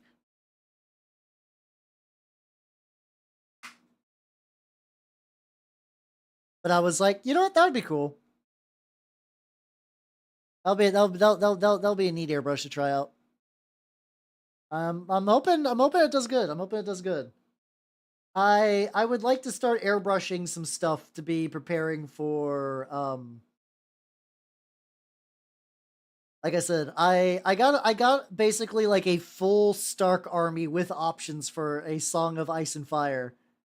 And I figure if I can get the airbrush precise enough that I could be like, all right, you psh, cloak, psh, cloak, psh, cloak, psh, cloak. That would be nice. Yeah, yeah, exactly. It's got that new tool thing. At least for me, it requires me to go to a different room and do a lot of setup stuff and a lot of cleanup. So my current airbrush, even though it's kind of jank, it's nice for base coating, but I cannot do anything fine detail. The new one might change that. I just haven't had like a good proper time to really sit down and play with it yet. Got random bug charm in the back. I also really need to. I need to get a better copper. I do need to try it. I was very. Oh, hold on. Forgot to get the generator. That's the whole point I did this. Am I using it to turn up 28 torsos? I use it quite a bit. Like basically if I do like a turn up 28 model, I typically stick to their base torsos. Unless I'm using like one from like Vtuber because I'm going for like a certain build. If we don't have to clip the torsos off. Hey, clip the torsos off. What do you mean clip the torsos? Or do you mean like, are you using some of those like free turnip models where it has like the torso built in to the helmet? Is at least like, oh wait, no, you're right. Sorry, the turnip ones do actually have sorry, they do have the legs built in. I'm stupid, yeah. The ones from the Kickstarter have like no head but just legs and torso. Cover what you don't need is the way to do fine detail. Yeah, the new one I have is going to have a 0.03 and a 0.05 nozzle, so I'm excited. Turnip has like recommended base sizes. So like some models like the fodder will be like between 20 millimeter and 30 millimeter. And they don't really specify on like, oh yeah, this should be round or this should be square. You can kind of do whatever. You can even like multi-base them if you want. I don't think like Turnip is not like a game you would play for like serious business. Like I must tourney grind. I must win. I must model for advantage. I like it as a game. It is also very much like an art project that has like a pretty neat game attached to it, at least for me. I kind of have to treat a lot of smaller war games like that because I have to realize that at any point the war game could die. So at the very least, I need to have fun while painting it.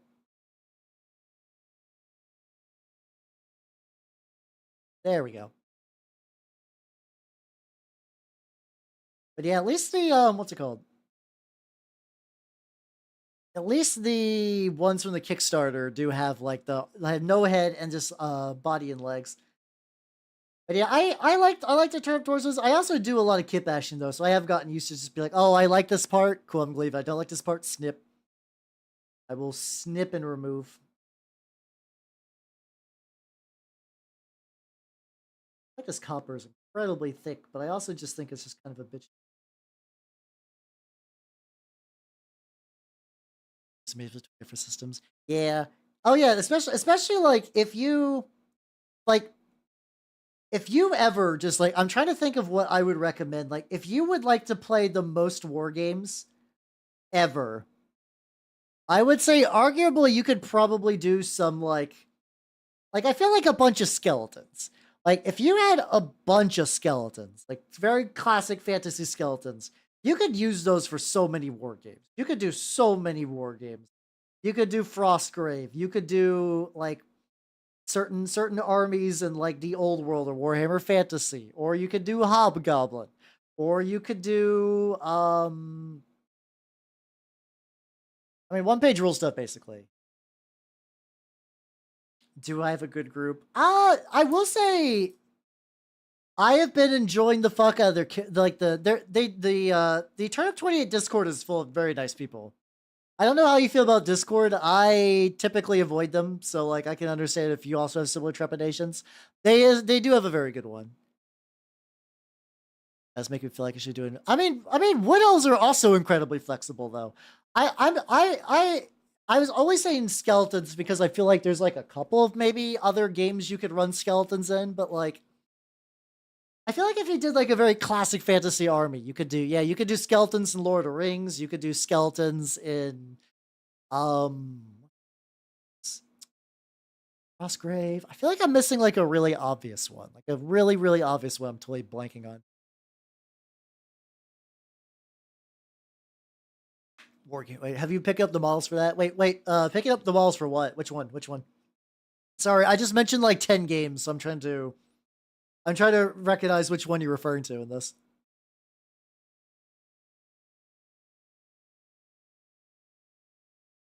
Buddy, what do you need? Oh, they still need more on the fucking. I don't know why the little like wraps are a little aggravating. Oh, skeletons in the old world. No, no, no, no. I don't want to invest quite a lot into the old world. However, I do have a Age of Sigmar Slaves of Darkness army that I was barely like I didn't give a huge amount of fuck about.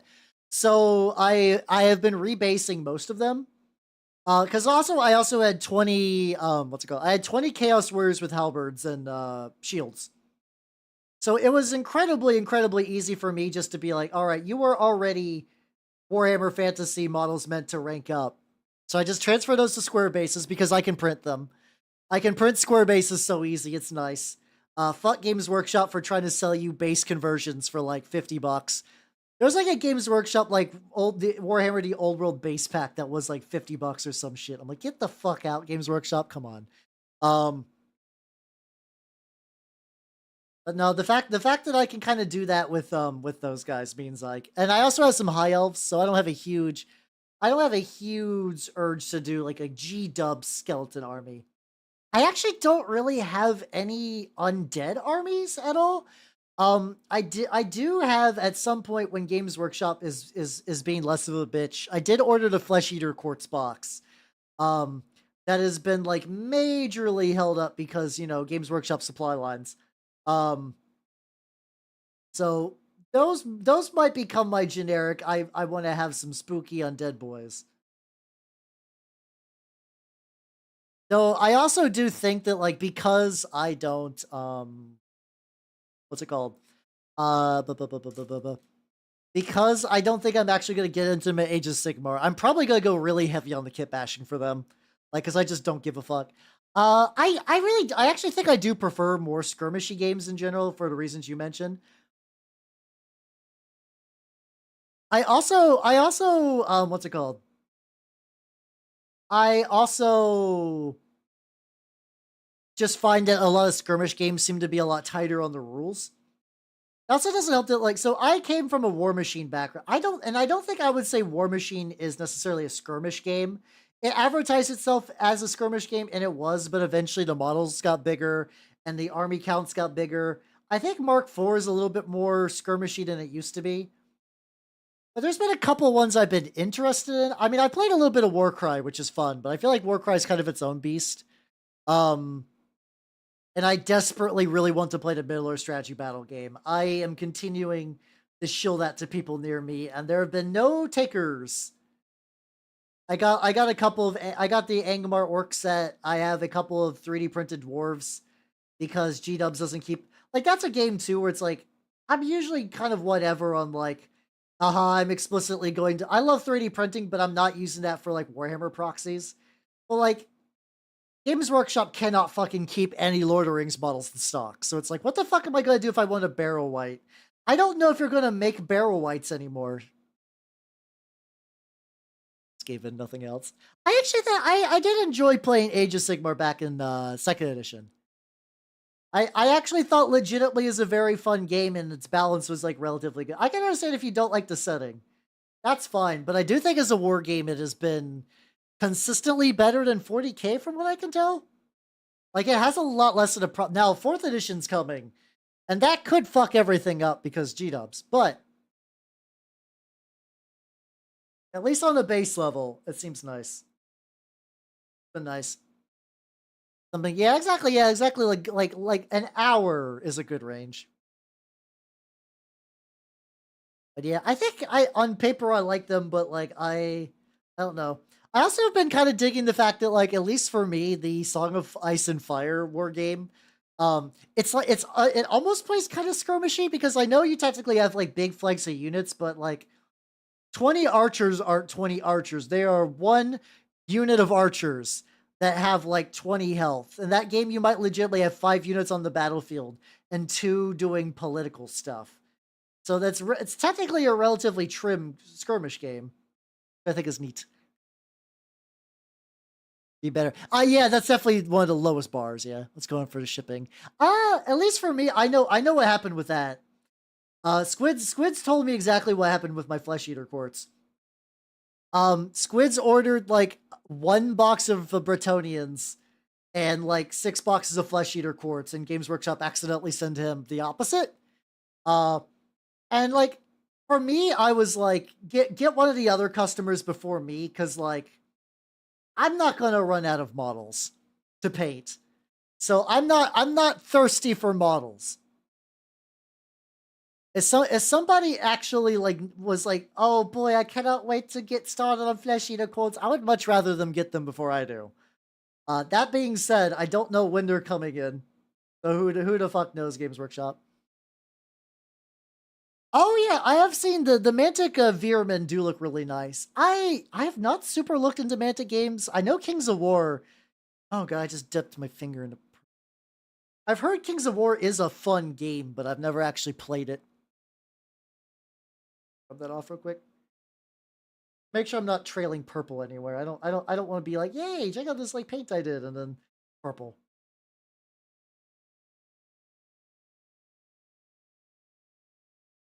Yeah, I had like when I was more active in Age of Sigmar, I did actually used to play like a decent amount, but I was still very new, so I would get my shit slapped like nigh constantly. Like it was a pretty nicely put together game. I had no real complaints. But a big sip. I am hella thirsty.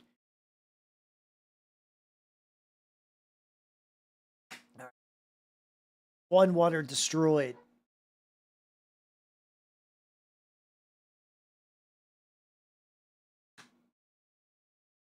Oh, also I do like Malifaux, but the scene near me is very dead. I did actually.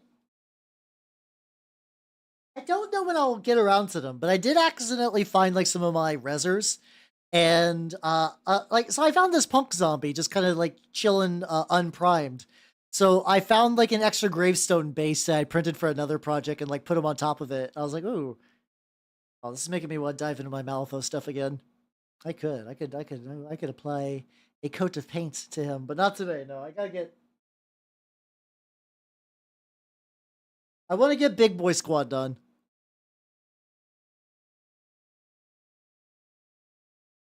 Oh, he never got the fucking power pack thing.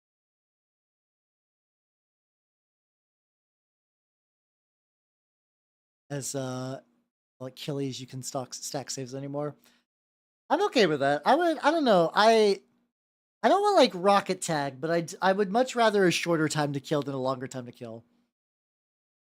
Oh yeah, they have like the pretty cool Katara. They have like the really cool like Nightkin or like Twilightkin elves. I do remember seeing those. I'm like, oh, these are kind of neat actually.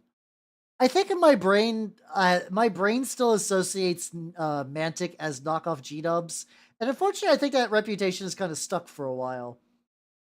Um, but it does seem like every now and then I'll see some of their newer stuff. I'm like, yeah, you guys actually could like, you could like do games, you could like do cool models and stuff. It's kind of a shame that your reputation has not been shrugged. How you doing, Ranchero? How you doing? Welcome, welcome. I am painting the lads. My copper has gotten incredibly thin. What the fuck? I'm not even really watering this down. Maybe like I gotta get. I want to get me one of those like vortex mixers. You guys know the ones that's like the for like the big YouTubers use, and it's like a little nubbin that you just put on. It's like I want to get one of those. I feel like if I got one of those, that'd be really handy for what I do.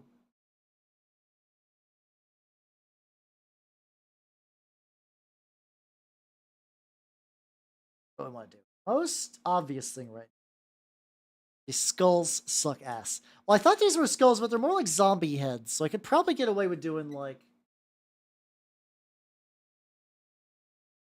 This is also definitely a thing I'm going to rely a lot on the wash. Find a song on Yard really. Yeah, let's go. I have a lot of Utsupi in my mini painting playlist, so they tend to come up. Also, if people on the YouTube side, if you cannot hear the music, it's because oh god, why did oh it's that stupid thing where the resolution is slightly jank.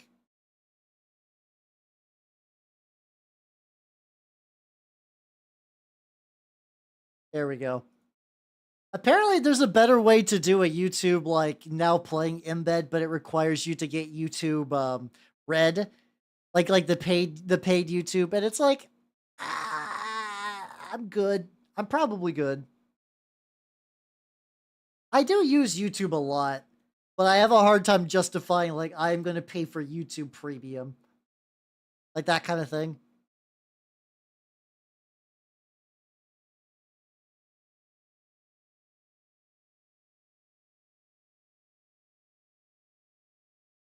It is a lot closer to what I want.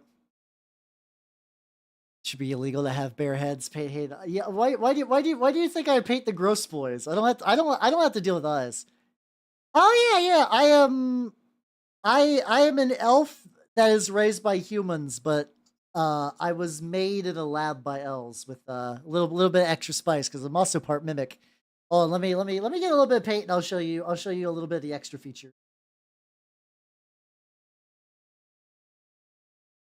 Be a little sloppy. I just don't like that. I'll much take the modeled stuff. There we go. But yeah. Also, if you look at my pocket, there's my little lad Pino. He's my little familiar. But if I take that off and go like this, yeah, there we go. There we go. It's me. I'm a little creature. Hey, there we go. You can see my feet. Let's go. I go like roughly this size. That way's like if I go like this size, I can still keep my hands in a way that I could do. Why are the redeems not working? Hold on. How dare you all? We have a new viewer and now you're inflicting pepper mask. Thank you for that hydrate and stretch.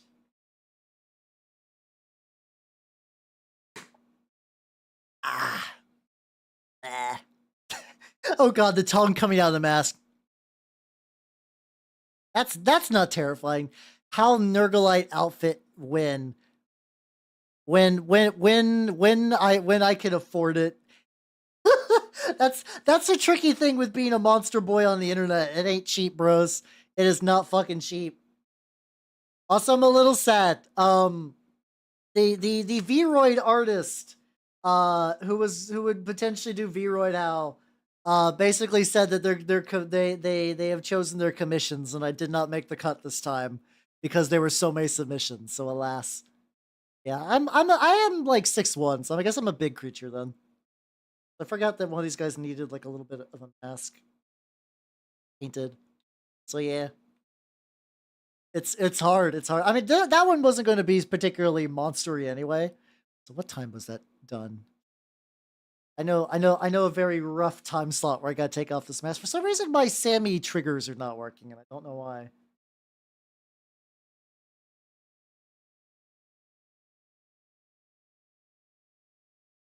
There we go. Okay, just want to get like the very lightest shine from in there. There we go. There we go. See, okay, so now it's doing the thing where it's like, I hate. I wish they had consistent sizes. But yeah, apparently what you're supposed to do is there's a plugin you could do to like play YouTube through a player, and then you embed that player into OBS. And I'm like, I don't know if I want to do that, though I might one of these days if it just makes the stream quality look a little better. All right, how about I go over the helmet a little? Like, sorry, not the helmet, the cloaks. I'll do a little bit of cloak buildup. Well, I guess what else could I do? Let's do more of the. Oh, let's go back to the power packs actually, or like the little energy generators for the scythes.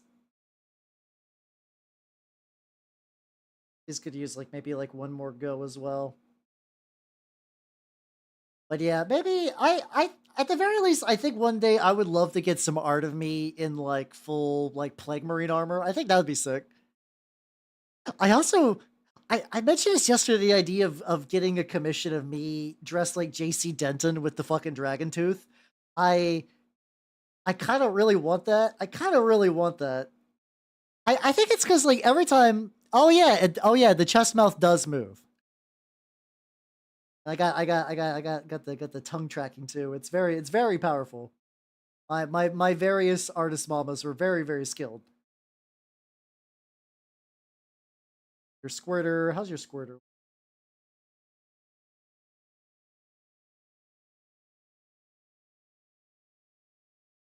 Where I can maybe go like a bit, couple deals. There we go. But yeah. I should just do that. But yeah, every time I get like a skip for people who are coming in from like the Warhammer side, there is a service that a lot of VTubers use called Skeb. It puts you in contact with Japanese artists, and you kind of order like an art commission, like a pizza, where you're like, hey, this is like the person puts up their prices, and you're like, hey, this is what I want. Here are the reference images. Do I want this to be not safe for work? Do you do I want this to be like, what am I going to use this for? You can't request like professional art, if that makes sense. Like I can't go on there and be like, I want a design for a t-shirt, I will sell this t-shirt. Like that's against the rules. But you can basically go on there, and like some people use it for lewds, VTubers use it for VTubing.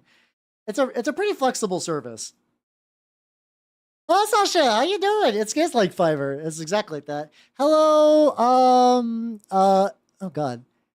Hello, Zenya. Welcome. And hello, maybe not. And hello, Sasha, of course. Hello, everyone. If you do not know me, I am Halbernot the Mimic Elf, a miniature painting VTuber of the Nurgle and Skaven. Right? Oh, you're doing fucking Strange Journey. Let's go. I need to play that. I need to play that. I know. Let me see if anyone I missed. And hello, Juno. Welcome. Sure, you left for the pepper. Oh yeah, hold on. We hit the time limit. I can remove this mask now. I can remove this mask. I swear I'm not a hideous pepper man. Instead, I'm an anime boy. How you doing? If you do not know me, I am Halbernot the Mimic Elf. I'm currently more mimic than elf at the moment. I am Chaos Filth. Fuck yeah. I am Chaos Filth. I'm painting Death Guard today, so loyalists, get out! And I say that as somebody who paints Minotaurs, so I get like the smoke plumes on that. But yeah, I'm working my way through the lads, getting a couple like little details touched up. And it's going pretty good. How was Strange Journey, yo? Oh, it's just here for the elf card. It's convenient. Okay, I see how it is, you fucking nerd. I see how it is. But hell, I am a loyalist. Get fucked, idiot. Nah, you're fine. You're allowed to be wrong. Hello, Bunny. How you doing? Never played it. Yeah, so there was a point where like I used to play my DS a lot more, and I somehow missed a lot of the like DS classics like that and Ghost Trick. And for some reason, like I know emulation is a thing, but for some reason the idea of me sitting down to like get that going just does not cross my brain. It never crosses my brain. I had a great one actually. Things do be going really good. 4D mini painting. I'm currently picking out like little details. I should probably get like the little back thing too. Given some things some extra coats. I'm doing some stuff. Oh yeah, get your food, nerd. It's all good. Enjoy your lurk, and thank you for stopping by. I mean, you're still going to be here. But like, all right. Anyway, get your food. There we go. But yeah, we were talking about Skeb. So yeah, Skeb is basically like Fiverr for weebs. It is fairly handy. I've gotten some pretty banging Skeb art on there in the past. I got 2 in the docket. I have one that supposedly should be arriving by like July. And then another one that is still technically pending. It's technically pending, so I don't know if the artist is going to... Some artists will like be like, oh yeah, I accepted this like right away. And others will be like, I'm going to wait to the last second before I let you know if I actually chose to do your thing or not. How you doing, Mittens? Welcome. How you doing? Yeah, doing some stanky boys. I still don't have another Plague Burst crawler, but I have so many other Death Guard things I need to get more Plague Marines done. I just gotta get more Plague Marines built. That's probably what I need to do is I have a bunch of them magnetized. I just need to sit on my Plague Marines and be like, all right, which ones do I got with melee weapons? Which ones do I got with Plague Spewers? Which ones do I got with bolters, which are not great right now because why would you... Like, as somebody who gets a lot of option paralysis, I find that giving weapons to Plague Marines is hell. See, I don't know. I would get like... In 10th edition, Plague Marines are now kind of a semi-horde unit. So like I've seen lists that are like, I take 3 rhinos, each rhino is filled with like 10 plague marines, like 5 or 10 plague marines. It has one of the attachments onto it that gives it, I think, like a feel no pain. And then you ride those motherfuckers up to the center of the board. So it could be anywhere from like 20 to 30. And I have like maybe 10, but also, like I said, a lot of them are bolters. Good luck with those fucking rubrics. Good luck with that. Good luck with that. Yeah. Like, I think I could do 2 squads of like 5 or 10 and probably be fine. But it would not be ideal. What do we gotta do? Okay, you got a fucked up shoulder face. Got a fucked up shoulder face. I actually think the fucked up shoulder face could also be pink. It's like a, at the very least, I could give it like a pink tongue. I don't know why I didn't earlier. That's fine. But yeah, the plague marines are kind of held too. I will say, I'm not gonna say they're worse than Rubik marines. People who paint Thousand Suns. This is also another reason when people are like, how if you had to paint a second Chaos Army, what would you do? Because I'm like, ooh, Tzeentch is cool. Oh god, Rubik marines. Oh no, oh no, Rubik marines. Fuck that shit. Fuck that shit.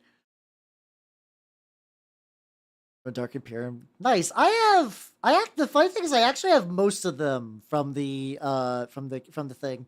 The only one that I don't have from the Space Marine Heroes is the fucking the Plague Caster, which looks so much better than the default. It makes me upset. I was going to get one at some point, but I think it's like whatever deal I was doing for that fell through, and I'm sure I could buy one on eBay, but I'm not spending like $30 for a model that I technically already have. Like, I got the base version of that. You got the Playcaster? I'm jelly. I'm so jelly. I did want that one. But yeah, I got like even, hold on. Like, this guy's on my desk unfinished right now, and this is, I believe, one of the Space Marine heroes. Oh yeah, I guess after a while, like, and you probably already learned that trick where it's like, what you do, don't you like spray it with the you spray it with the color of the trim, and then you just kind of paint into the recesses, and then you clean up.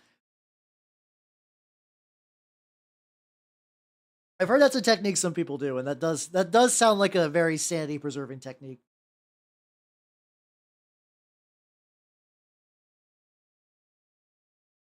Fire and deck, both casters are shooting Witchfire. Yeah, I do also have, what's it called?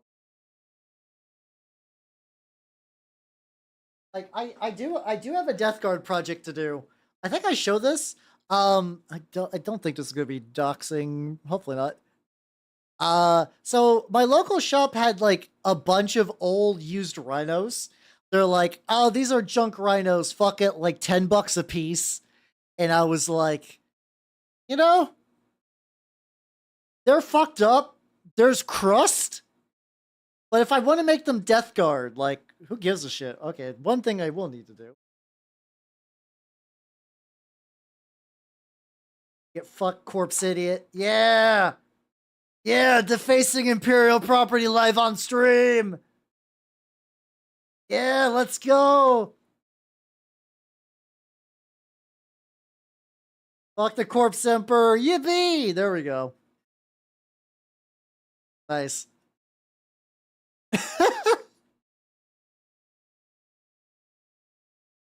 Anyway.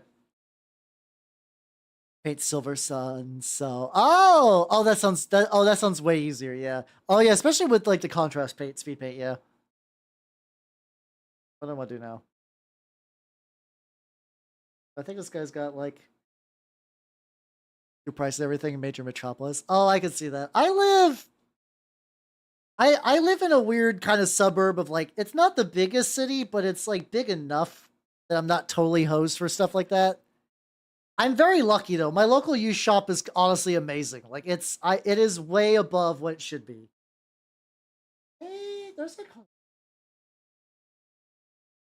like a dirty brown yellow I'm looking for. So There we go, dark yellow. Is there online? Oh yeah, that's true. Actually, Matthew, did you check? This is gonna sound dumb because Facebook, but I do know that like a lot of Warhammer groups have moved to like the Facebook marketplace for kind of like selling stuff. So that might not be, yeah, that might not be a bad option for you to look into if you have not already. So I don't know what's up with this dark yellow, but it's like, let me shake it a whole bunch more. Whenever I put it on the palette, it's like a little bit green, which I mean, yeah, that's fine.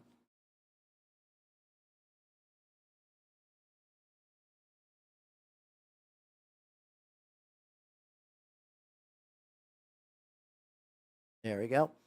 Well, someone doesn't send what I buy. I mean, you can filter. I think the big thing is you can filter that to like a local area, and just be like, hey, let's meet up at local game store or parking lot of local game store to trade, and do it that way. That is a potential option. Yeah. Other than that, yeah, I guess all you can really do is just like scour eBay and hope for the best. I don't know if this is gonna go. I guess as a dark yellow, it does kind of cover the black reasonably well. I want to thin it a little bit. But Angels had it broken bits and wrap was falling off, paint it up. Yeah, let's go. Hell yeah. Every now and then I do also see like what's it called? Uh what's it called? Um I think somebody was selling like a full-on like Nurgle style Baneblade, and I was like, ooh. On one hand, $60 Baneblade, but on the other hand, I will never need this Baneblade. I will say though, I did also find my best deal, I think probably yet, was you can find them a little easier now, but back when you could not find any Chaos Knight War Dogs, I found 2 Huntsmen at my shop for like $40 for both of them. I was like, what the fuck? Okay. They were painted kind of badly, but like because I can strip paint stupid easy, like it's not too bad. Yeah, I do think the Facebook Marketplace is because they are like what's it called? Because they are reputation based. If somebody does stiff you, you can straight up just be like, "Hey, I never got what I got," and like if that adds up on them, they'll stop doing stuff like that. Like it's not the perfectest system, but like I have noticed that there are a lot of used sales have moved to that general area. So maybe what you also might want to do is just like shop around and like get like something small, like something like a couple models for like maybe like 20 or $30. Like something that like if you never got that 20 back again, where you could be like, well, this isn't the biggest loss. Also, Nerdella, thank you for the follow. Welcome to the workshop. Welcome, welcome, welcome. How you doing? How you doing? I am painting some poxwalkers. Oh god, these got like it's gonna sound dumb, but I really don't care for like the insects part of like these smoke clouds. Do I want to do a really dumb, risky flip job? Like this guy doesn't. Oh, this guy's got a bunch of flies. Nah, it's kind of what I'll just also make them energy flies. I do not give a shit. How you doing? How you doing? I'm Halberdot the Mimic Elf. I'm a miniature painting VTuber of the Nurgle and Skaven variety, and I hate flies. You said I'm god 2 predator tanks. Now it's a Death Guard predator tank. Ooh, fuck yeah, let's go. I heard those are in right now meta wise. I don't play 40k because I find that I spend a lot of my time doing VTubing things or um painting, so I just actually rarely go to my local shop to play game. But I do keep up with the meta every now and then by like checking out what's ever big on Goonhammer, and I saw that that was kind of a like Death Guard Predators are a good thing to run. How's that taking a decades? How you doing? Welcome, welcome, welcome. Imagine there's a VTuber. I think I've had some people propose that idea before, and I there's definitely enough that could happen. I would need to, but I need to double check on that. I think I've had somebody ask about that before. But yeah, how you doing? Also, let me get a head pat. For some reason, my Sammy redeems are not working, and I don't know why. I got to figure out what's up with that. I gotta figure out what's up with that bullshit. So God, once again, new brush. This is only the second time I've used it. And it probably could use a bit more clean, though I did give it a proper like master soap after last stream because I want to make sure that this one, if I like, sometimes I can get kind of lazy with cleaning my brushes, and that is like bad because it degrades their quality pretty quick. This one I absolutely cannot do that. Too good. It's too good for me to throw away. Using an admech is kind of like Dune Crawler in 25. Ooh, that's a that's a pretty spicy. I mean, depending on the deal, that's like a pretty spicy collection of models. Fortunately, because it's admech, it's not close to an army, but like I do like the Doom Crawler. I do like the Doom Crawler quite a bit. Two Predators and Morty in the middle. Oh, that sounds aggravating. That sounds aggravating to deal with. I can't really do that. I do have a bunch of because this is one of the reasons I thought Chaos Knights would be cool too. Besides other than like I like Giant Robot. I do have a Mortarion. It was hold on a sec. Let me get a little bit of this yellow. I actually really like my Mortarion. I painted it about 3 years ago, so my quality has definitely gotten better. But there's a real fun story about it. I'm gonna shout out my wonderful sponsor, Collectible Squids. The reason I'm gonna shout Squids out is because like 3 years ago I was painting, and like Squids came in and had the reaction. A lot of people still do. They're like, "Holy shit, a VTuber that paints Warhammer stuff." I'm like, "Yeah, that's me." I'm not the only one by any means, but I am a lot of people's first. And he's like, "Oh, that's cool. I run a mini store." And I'm like, "Cool, you should sponsor me." Haha, as like a joke. But then the joke was real. I don't have a picture of it directly on my computer after it exploded, but I can grab a very, very quick.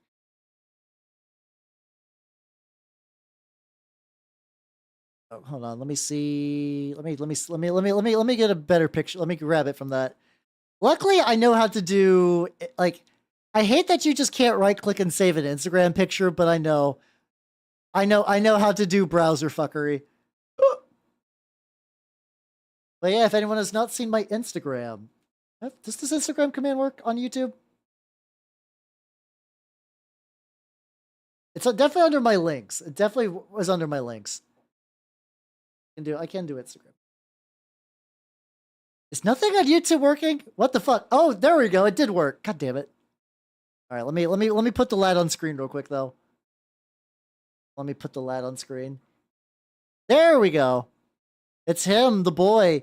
I've definitely gotten much better since this model, but I'm still generally pretty happy the way he turned out. Let me. That was the older way I used to do lightbox bullshit. But yeah, there we go. I try to add a lot of purple. He has a lot of purple naturally, but it's like he's more Terran. He still needs to be green. But I did a bunch of other ways I do like kind of like my typical color schemes and stuff like that for my Death Guard. My Death Guard has been purple from day one, for reasons that I. Oh no, I remember the reasons. I did my Maggotkin from Age of Sigmar, yellow skin with purple cloth as kind of like the yellow purple contrast. And then when I went to Death Guard, I decided to flip flop that to have like purple armor instead of cloth. It's him, the Lord of Flies. But technically, I think Typhus probably deserves that better because he's just like Mortarion's got all the plagues, but Typhus has like is filled with flies. Like to the point where like I think Typhus is just flies that just kind of animate a suit of armor. I mean, there's also like weird flesh and whatnot, but you know, Nurgle works in mysterious ways. Get to the angles of this is hellish. Once again, sub-assemblies are important. This model was pre-assembled. It was far too late for this one. It was far too late for this lad. He had no chance. Like the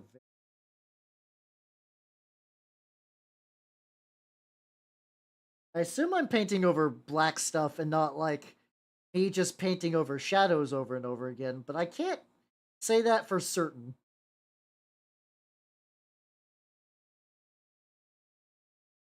There, I'll come back later.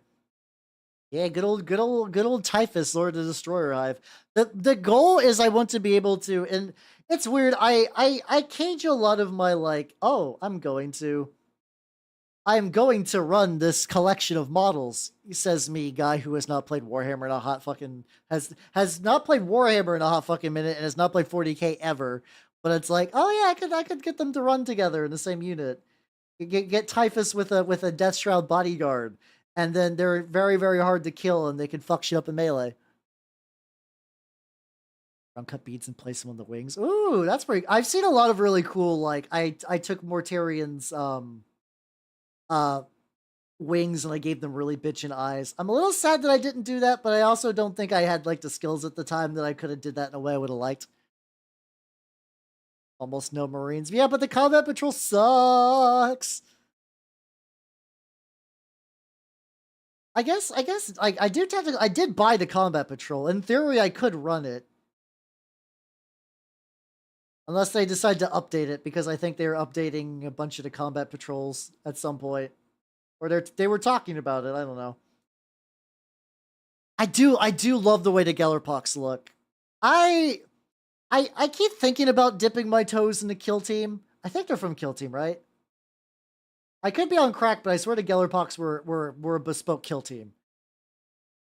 They look cool, but like I just haven't really gotten like the super duper urge to acquire them just yet. They are gorgeous models, I will give you that.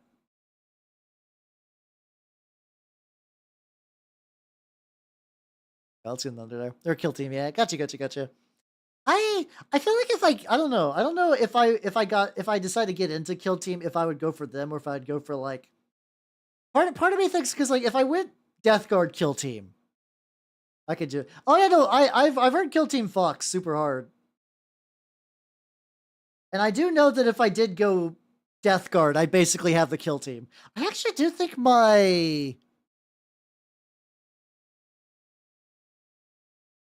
with the Codex release. Oh, I don't know when that's gonna be for Death Guard though. Unfortunately, they're definitely not slated for this year.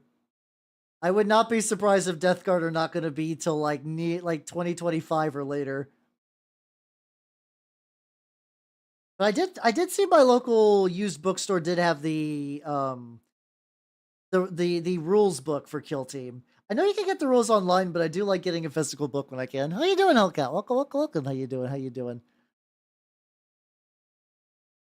I'm painting a dark yellow on top of black because I hate myself. No, this is actually like this the coverage on this dark yellow is actually like reasonably good.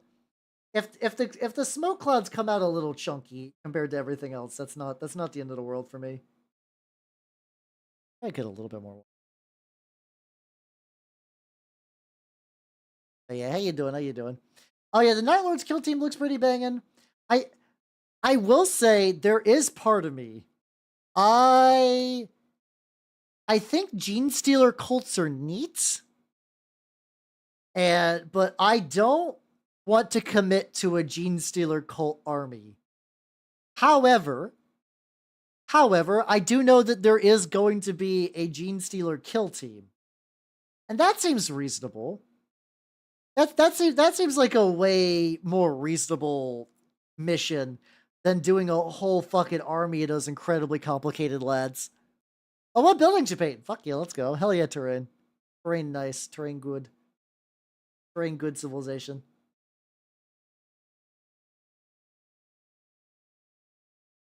Let that dry a little bit. Fucking chains. Because I think I've mentioned this a couple of times, but there's a Gene Stealer like subcult called like the Cult Tenebris, which is a Gene Stealer cult that got sucked into Nurgle's garden, and now they're technically like Chaos Gene Stealers, which is such a fun idea. It's like, can you imagine that like you like it's effectively being like double fucked up? Like you were already doomed by like, oh shit, I was born a Gene Stealer. Like my bloodline got fucked up generations ago. if you put rat heads on them. Well, I was thinking if I do have extra Poxwalker bits. So I was thinking I could just kind of combine those, actually. Just like combine Poxwalkers, like the spare Poxwalkers I have with the fucking Gene Stealers to do the whole Cult Tenebris. I see what you're doing with the Skaven, though. I do see what you're doing there. The only reason I would not is because I already have Skaven. I already have Skaven as like an army, and I expect that once 4th edition Age of Sigmar arrives, I'm gonna have a huge upsurge of rats to paint. Boy, howdy, I'm gonna have so many rats to paint. A ludicrous and untenable amount of rats to paint. A baffling amount. Actually, I don't know how many's gonna be in there. Oh yeah, I got my teal moves. It's kind of got like a passive wiggle as I do stuff, but it also still kind of shifts with my body a little bit.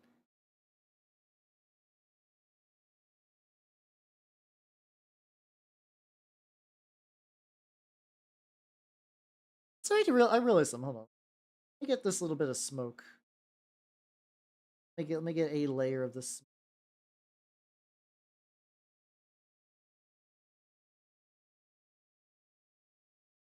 Oh, just a little bit over there. I like how the one that I've elected to become the leader is technically the one that has less like bug smoke coming out of him. I know some painters actually straight up do the bugs as like this is smoke, and also this is just a whole regular fly. I'm like, no. Bugs are smoke colored. I've had the little yapper in the bottom, and I do like the yapper. I do like the yapper. However, I should put the lad there. I should put the lad in the corner. I should put the lad in the corner. The mascot. Where's he at? Where's the hellbud? There we go.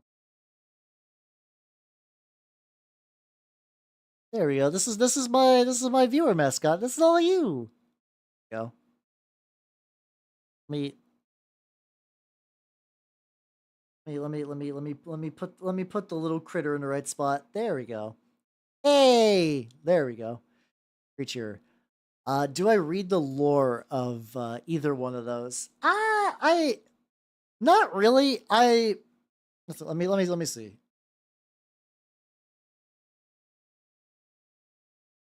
I mean, when it comes to, I definitely know more 40k than Age of Sigmar, despite Age of Sigmar being the one I would play. I've read like I've read like the battle tomes and like the codices quite a bit.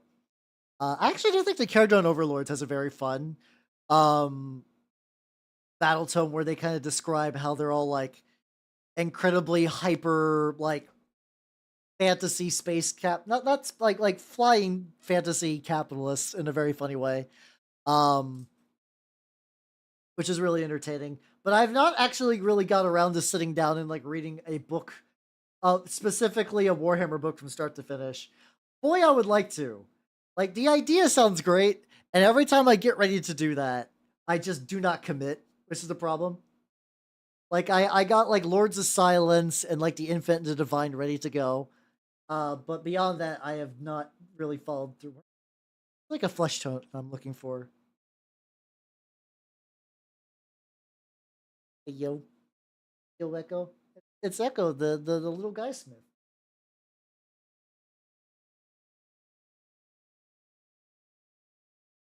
I'm at that point where like I'm like, haha, imagine having organization. I don't need it.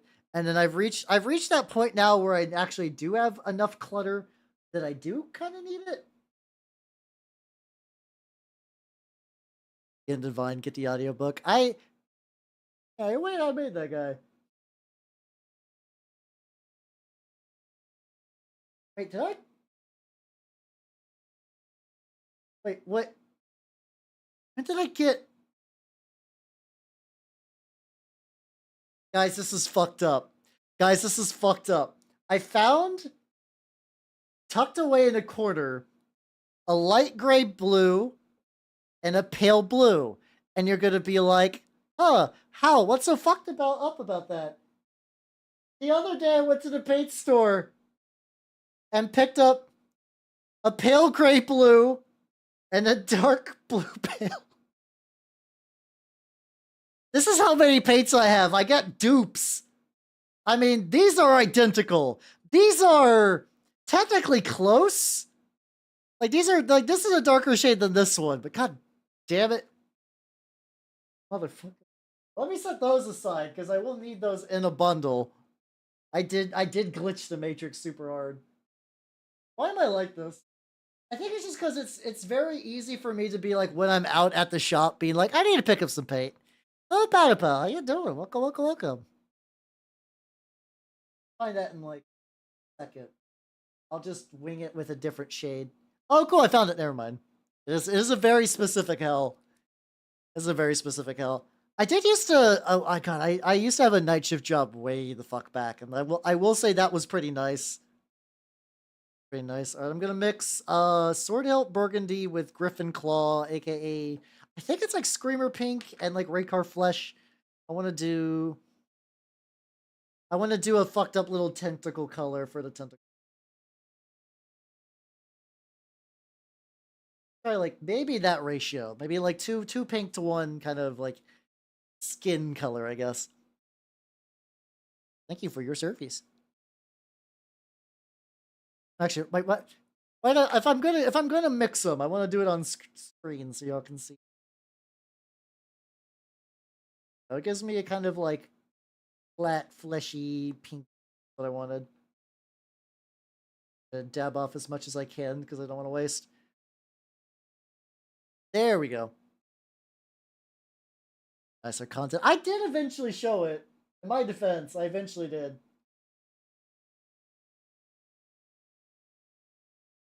I'm gonna pull out the other brush I got from Squids, which is this is a 0 size. I was like, I don't think I need anything smaller than that. All right, so now the plan is to go through here. Go like there we go. I try to build up some like highlights on the edges of the tube. This might be too subtle, but we'll find out. We'll find out. But yeah, I mean, I do have a bunch of Starks to do.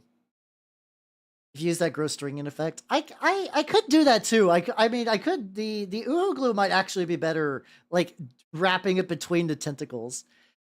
And Iron Spoon, thank you for the sub. Thank you, thank you, thank you, thank you. Hell yeah, hell yeah, hell yeah. Hell yeah, hell yeah. Also, I'm glad that the YouTube sub thingy is working. I'm glad the YouTube sub thingy is working because some of the YouTube connection points are a little iffy. Hey, get this. Probably gonna get this a lot thinner. I gotta make this hit like just the right consistency. Botchy. Or if I get it too light, it just apparently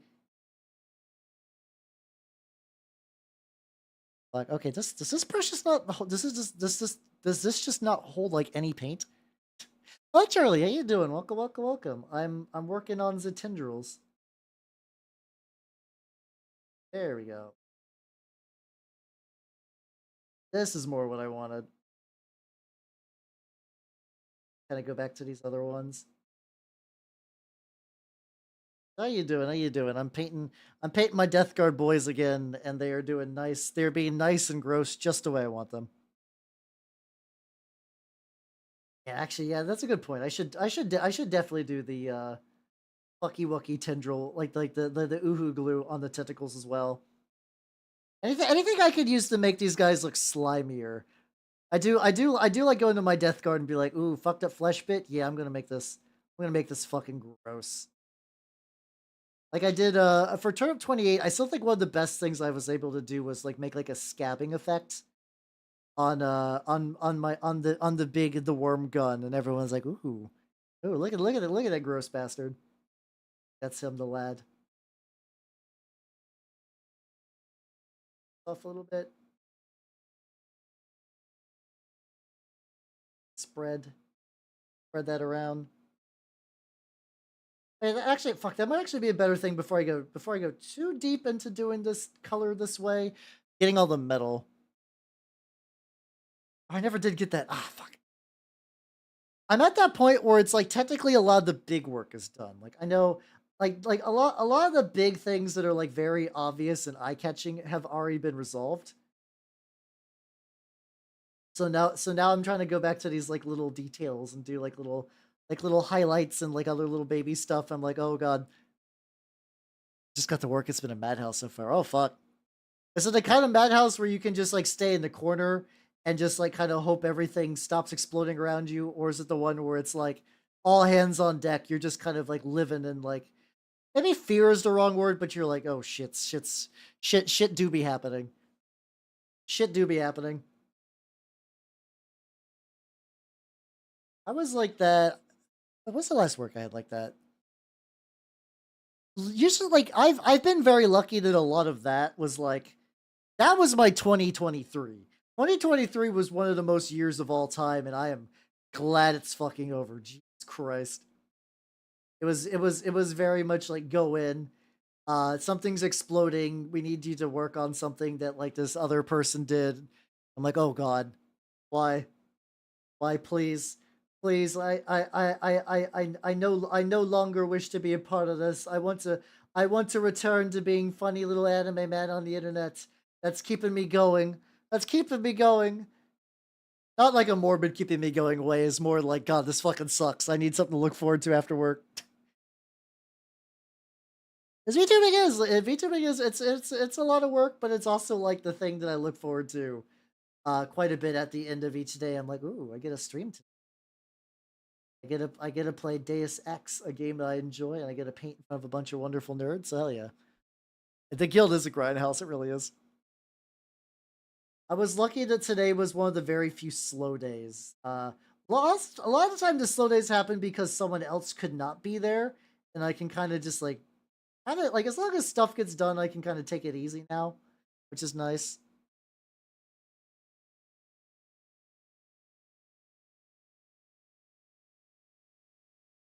There we go. He's got these like gooey little tendril things. And Rubik's belt. Now I have 10 Rubik's and 10 Scarab cultists.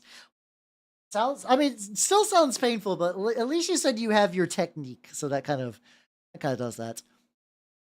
Ah, oh god. Okay, that explains a lot. Yeah, no, being at the help desk for students, because like sometimes you could, they're like, what did I do? It's like, you gotta turn it off and turn it on again, or like you did something really dumb, and sometimes it'll be like a legitimate complaint, and you're like, oh fuck.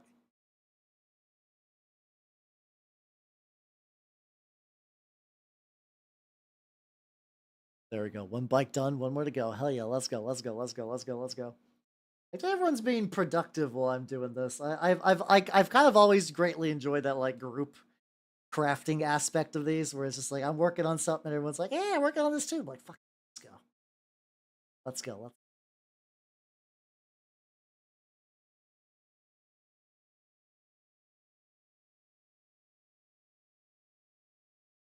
This is also nice to hit on some of these like. There's some spots where like the black was shining through, and I think probably like if it's a little scuff, I don't know if I'm gonna get to it tonight. It's even time consuming. At least it's not too bad, because then you could just like put on some like music or like watch a video or something like that when that happens, or watch a weird VTuber on the internet. That's all good, Nintendo. Have yourself a good night and take it easy. Have a good paint on all of those. Have a good paint on all those. On all the lads. Tough Nat. Sorry, I had to end a small creature's life. Now that it is like, let's see, what temperature is it where I'm at right now? It's like a pretty balmy 68 in burger temp.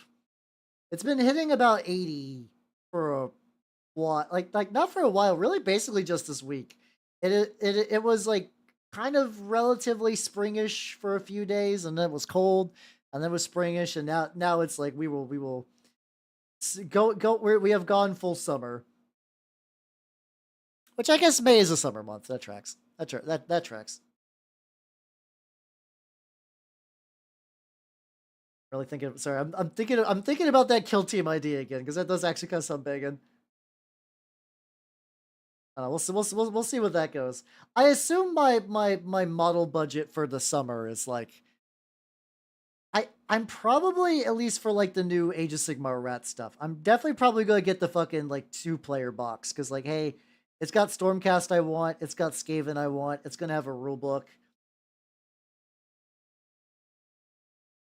So it's come up and need to get such a short time. It's quite oh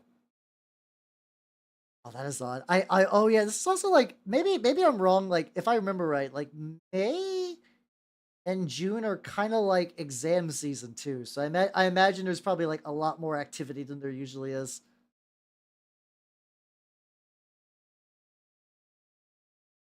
Hang in there. That sounds incredibly aggravating.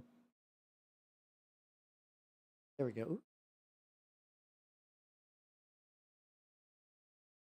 Like a couple little angles where like I can see a little bit more of the red, but I think like I said, especially post wash, I think this is looking nice. This is where it's actually kind of beginning to build up to like a proper like. I probably should go back to the yellow, but like I already got the pink out, so I need to finish that. I definitely need to finish the pink, just because that's gonna dry, and I don't want to deal with that bullshit.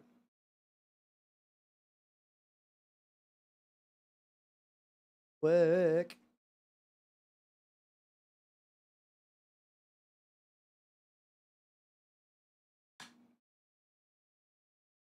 There's so many games and so many models and stuff I want to paint. I gotta be careful because like it's kind of tricky because like there are games that I think are neat. It's actually like I'd probably say it's very incredibly easy to sell me on a war. Like really any war game. Like the thing is like most war games at least have like a couple of like ideas that you could be like this would be a cool army or like this is a cool reason to look at this war game. Like most of them do that. And then my brain will begin to act like, oh, my brain is moving on its own, yeah, and begin putting together like lists and like models I would need and like cool lore ideas and stuff like that. And sometimes that will run sort of like without my like they'll just kind of auto do that without really much of my control. Like I think I haven't talked about in a while, but I know Sludge was like a game I was pretty jazzed about. I still am. I think the reason I cooled off on Sludge though is I began looking at the logistics of like Sludge is kind of an interesting thing where I think the base game is very neat, but like it's so badly chilled even by its creator that like I definitely have a like Turnip is niche, but like Turnip does a lot of like reasons to get you to want to play it. Sludge is a very cool game mechanically, and the setting gives you some room to do your own dudes, though it's not as really fleshed out or like full of neat stuff as I would potentially like. But then it's like I need to do 2 full armies for this game. And it has 0 support. The rules are behind a paywall. The guy doesn't even like develop new models or books for it. It's advertised in a fucking like war game magazine. Like this is this is futile beyond all recognition. Like everything I could possibly do. Also, hello, the damn ham one. Thank you for your follow. Welcome to the workshop. How you doing? How you doing? I'm I'm talking about the war game Sludge and how like I would read through it. I was super jazzed about it, but then I just realized the logistics of even trying to paint one army for it was basically on par with a lot of other projects I could do. Let's see, end of April, beginning of May. Of experience amount of stuff. Oh, so it's just like a lot of small problems, and I mean that still sucks. Like even if they're like pretty easy to solve, like if you take enough tasks that are even like quote unquote relatively simple, and you have to extend that like a whole fucking bunch, like you have to do a bunch of those. That does blow. That does blow. I don't think you need to undersell yourself on like how much that's just not great. Definitely hang in there. Definitely hang in there if you can. Jammed and just open the door. Huh. So wait. So that literally was just the unironic like the fucking just turn it off and on, but for printers. I don't know why. I feel like I had to get a printer like a while ago. So there was a period of time where there was a distinct possibility I needed to go to Canada for like a wedding. The wedding did not end up being in Canada. I think initially there was like, oh yeah, I'm gonna have a wedding in Canada. And then they're like, I don't think they stopped having the wedding in Canada, but they're like, no, we were originally gonna do like a full big thing, but now we're gonna just do it like my family, her family, and then like maybe like a couple of like incredibly close people. And I was like, okay, thank God. But I remember I needed to get like a printer for documents so I could get a passport. And I was like, why? How come like everything technology wise has gotten better but printers? Like, why do printers still fucking blow? I don't get it.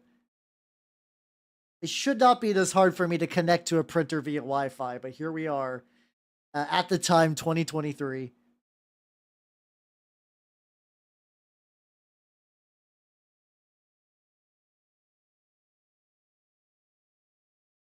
Because if I can hit the spacing just right, I can kind of create like a very rough like earthworm color for this.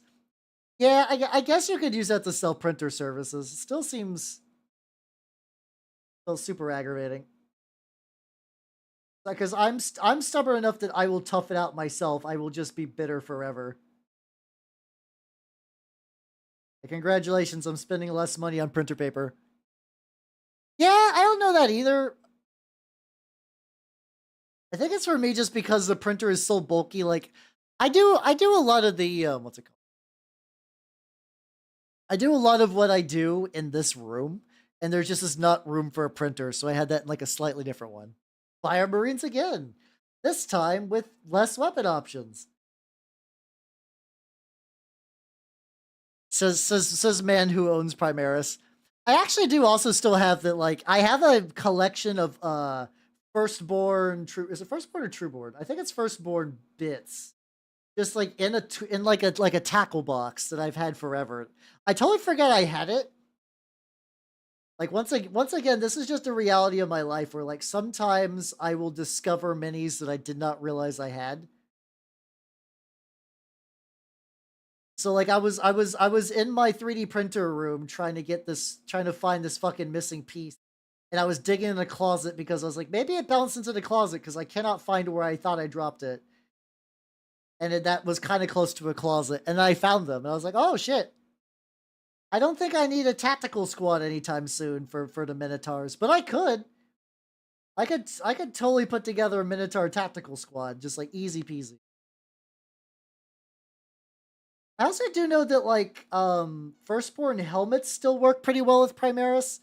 I was actually wondering if it's like the arms are probably roughly the same size.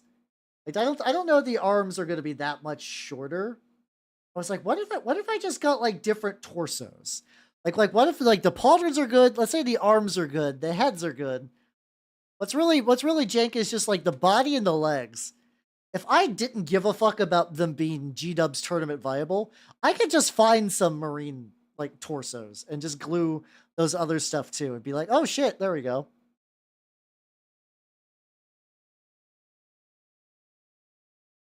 I could suddenly have a bunch of bodies. Like probably even maybe don't go full Primaris, maybe go like Horus Heresy. Like Horus Heresy, Mark 6 armor, maybe give them some later Mark 8 stuff and just be like, yeah, no, this is like, well, it's kind of weird because Minotaurs have like the best stuff from the High Lords, but also they get access to a lot of the fun older stuff. So I could just be like, yeah, no, they just wanted to requisition a bunch of like older marks of armor. I don't know why you would. I might not even just like. It's odd. Like my brain is like, hell, you must lore justify why you're doing this. I could just say, fuck it, I like this, and just do not give a shit. I could easily do that. Which is technically that is the real and true way to do mini painting stuff. Tactical Marines turned out alright. Ooh, maybe I'll have to do that then. Yeah, it's pretty easy to find like part builders for just like a Horus Heresy era torso. Because people customize those so hard that I could just like grab somebody like, yeah, I made this as like a custom one for like a captain of mine or whatever. Or for like a specific unit and just be like, okay. And I could just use that. Yeah, these ones actually kind of got like nice ridges. I think these were sort of meant to be more tentacles than the other ones I was doing.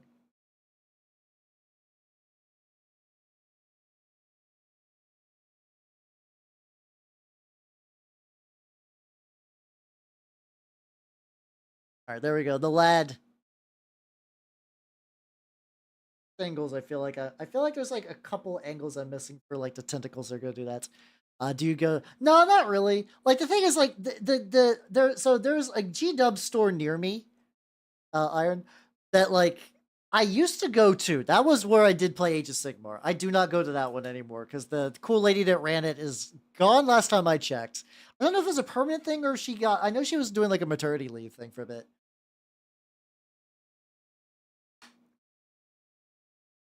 You have a printer paper? Have you ever? No, actually, I don't think about. I'm gonna be real. I don't. What's it called? I don't think about typewriter stuff a lot. So that thought actually did not cross my mind. But that's kind of not surprising. I still need to finish the repulsor. I still need to finish. I have made zero progress on the repulsor. I gotta get back on that grind set. I gotta get back on that. Think about Rome. Not a huge amount. I don't think about Rome a whole lot. I got my own shit to worry about.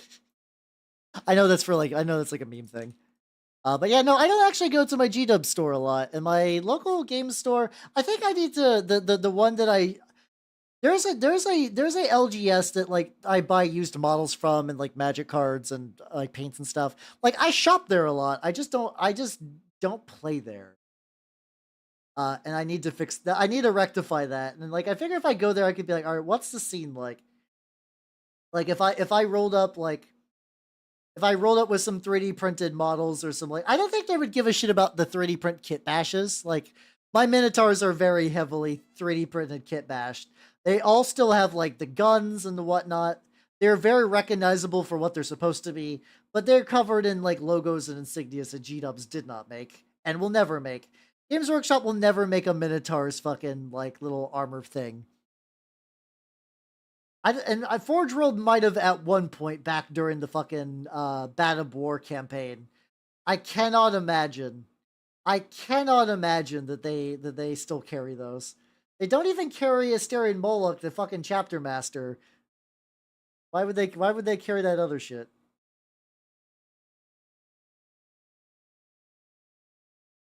Yeah. Well, yeah. Well, yeah. What's usually the big thing that I've noticed about like mom and pops, like there are some people like I refuse to buy any models from any place. Hello, owner of fine establishment. I am a pirate. I am here with pirate rules, and I got my pirate army, and I refuse to give you any money at all whatsoever, and I will now pirate your table space. I am an enlightened individual. Like those people usually they're like get the fuck out of my store, you fucking weirdo. But like I feel like if I was like, yeah, no, this is like a 3D printed captain or whatever, they'll be like, okay, that's fine, whatever. Unless they were doing like I know sometimes they do like I know the one near me sometimes does like they stream tournaments, so I don't know. I don't know how that would work out. Oh, Battlerek, how you doing? Welcome, welcome, welcome. I just totally did not paint one of these smokestacks. It's aggravating. How you doing? How you doing? I'm working on the lads. But yeah, I figure too also because like I do get stuff when I go there. Like I have a 3D printer. I use it for like bits and like games like Turnip. Some people are like, ah, yes, the 3D printer. I will now pirate Games Workshop. There's also those people that I find kind of weird that they're like, ah, Warhammer is shit and I hate it. I hate it forever. It's nothing like I like. I'm just going to 3D print all the models and then just keep playing it. I'm like, you're still kind of perpetuating a game you don't like. You know that, right? You're still like talking about it online constantly and keeping up to date on everything. You're still invested. You're just not giving them money for it. Support local. Yeah, exactly. I'm a country fresh VTuber. I'm a country fresh VTuber, and I don't mean no harm. I'm just over here painting my little models, having myself a grand old time. How are you all doing? Most people do they? That's just it. I will admit I'm a little out of touch. I don't know what the typical Warhammer player who's not at a G Dubs is rocking.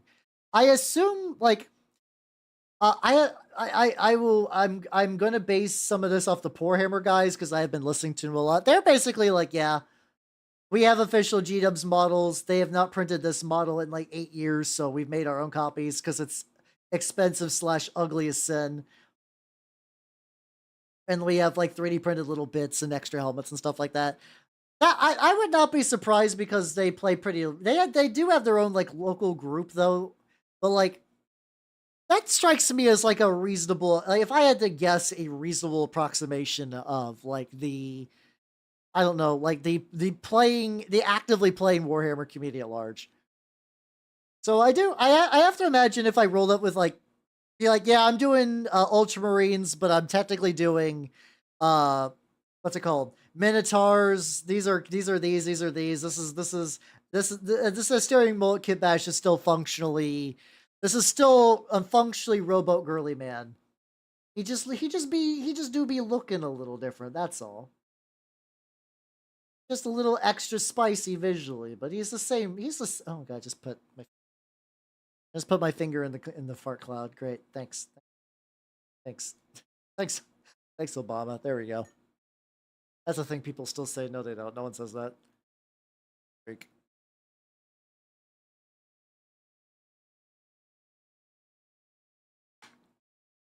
Robot into turntable. Exactly. Oh, by the way, I did get a new turntable.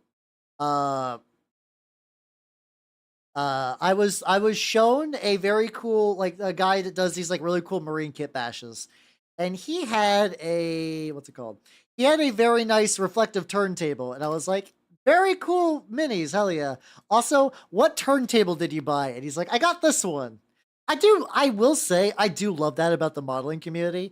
Like, nobody is really like hoarding secrets. Like, I know some people do like Patreons to like sell painting tips, but that's not like a big deal. Like, I'm okay with that, but there are legitimately, like, if I just go to some, be like, hey, how are you doing this? They're like, no, I'm doing it this way. Like, it's so nice. I love that. I love that quite a bit. How about this? How you doing? Welcome, welcome, welcome. I need to get my, get some Yuka Nagase. I have a lot of her songs in this playlist, actually. I need to see if I have more Yuka, more Utsupi art forms. That's true, yeah. It's like you gotta do that. You gotta do that. Well, it's even like the thing is, I was that time that I thought was kind of nice. It's like I wasn't even asking for like a painting technique. I was just like, what turntable are you using? It's like, here you go. So that one will be really cool. That'll be really cool. I think that's coming in like a week. It has like a better control. The big thing I'm excited for, it has a reflective bottom. So I should be able to. Oh god, I am gonna have to be very careful though, because last thing I want is to like dox myself in the reflection of a rotating model thingy. I guess I could just hit go, like run out of the room, give it like, I don't know, like 30 seconds to a minute of full rotation, and just be like, all right, coast is clear. I'm gone.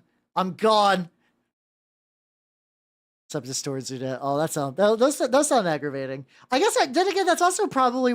Oh, actually, not to mention it, we were dunking on Anish Kapoor recently, but yeah, actually no, that is why he gets dunked on too. That's why he gets dunked on, because he's an artist who's just kind of an asshole and doesn't like to share. So he gets like legitimately like memed on forever. Like, actually, Neil Breen. God, wouldn't that be fucked up? Yeah, the Vanta Black guy. Exactly. Must be beautiful elf IRL. Yes, but my beauty is too powerful. It will destroy you. I cannot allow that. Let's get a little bit of a green highlighty bit. The right brush size to use. Let's find out. But yeah, I do like that he gets clowned on for that. Got a mix of like mostly the dark green I use for this cloak, but like a little bit of a lighter green.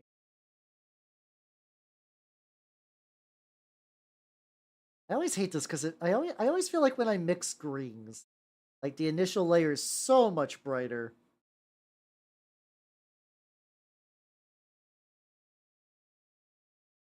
I think yeah, once I just kind of, I think it does dry a lot darker though. It's like whining. There we go. There we go. There we go. But yeah, it's funny because like a lot of VTubers don't. Let's see. Uh, I mean, you were right. You were absolutely right. It's very easy. It's very easy to guess if you have any real context for like that kind of art stuff. Okay, no, this turned out pretty good. This turned out pretty legit.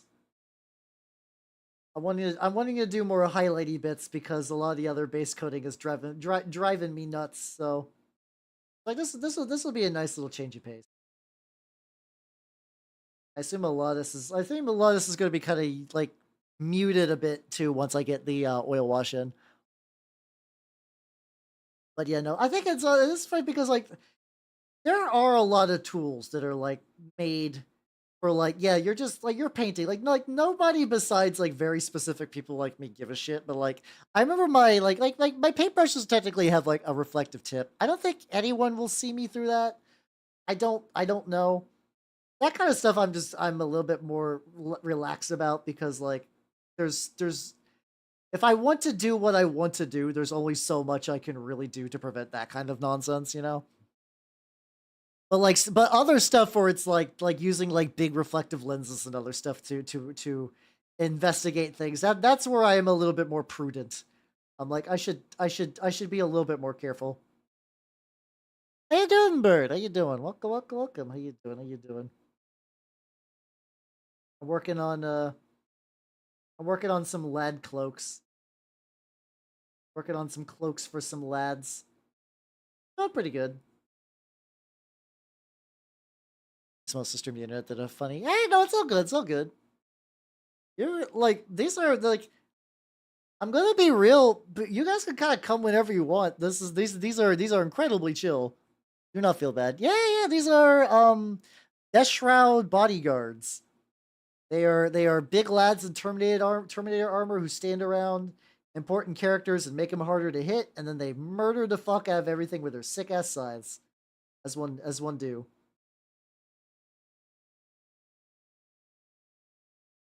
Okay, as long as I kind of like just feel out the curves.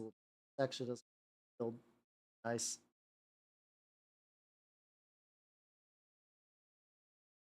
And again, like I've been doing a lot more cloaks lately, so I've been trying to like really get a feel for like what's like good cloak texture, I guess. I fucking love Death Guard. I also fucking love Death Guard. God damn, I love Death Guard.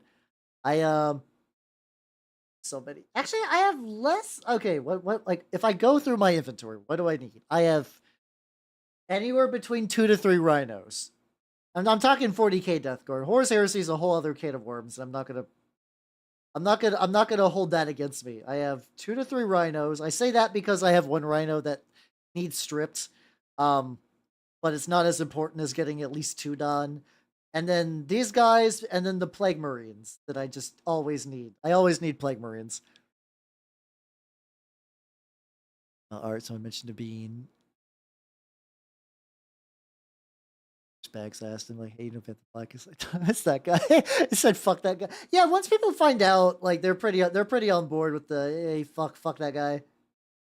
I'm also generally on board with the separate the art from the artist, but I'm willing to give him a very specific fuck you exception.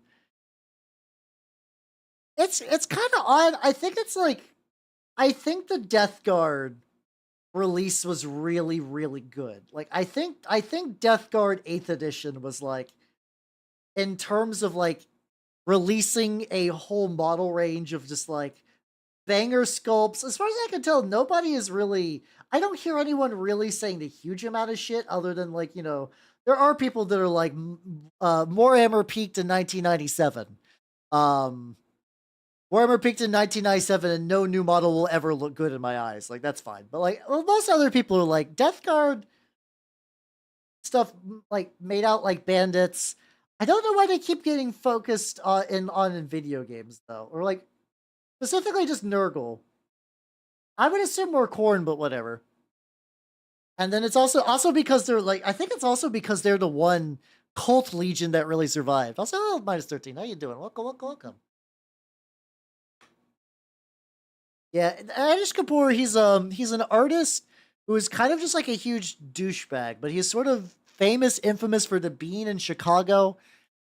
And also, he created a color called Vanta Black, which is like it was like the first of those like this black absorbs like 99.9% of light, so it looks really cool.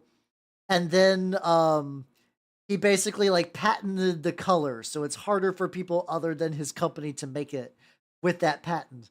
So like there were people that like Stuart Simple that was like, we made a color that does the same thing, but it's got a different recipe. Fuck you, buddy. And then they made it so that like, hey, if you would like to buy this color, you have to legally prove that you are not Anish Kapoor. Which is it's mostly just like a joke. You just put a little checkbox and be like, I'm not him, and then you can buy it. Oh, thank God. How you doing? Welcome, welcome, welcome. Thank you for the 100 stretch.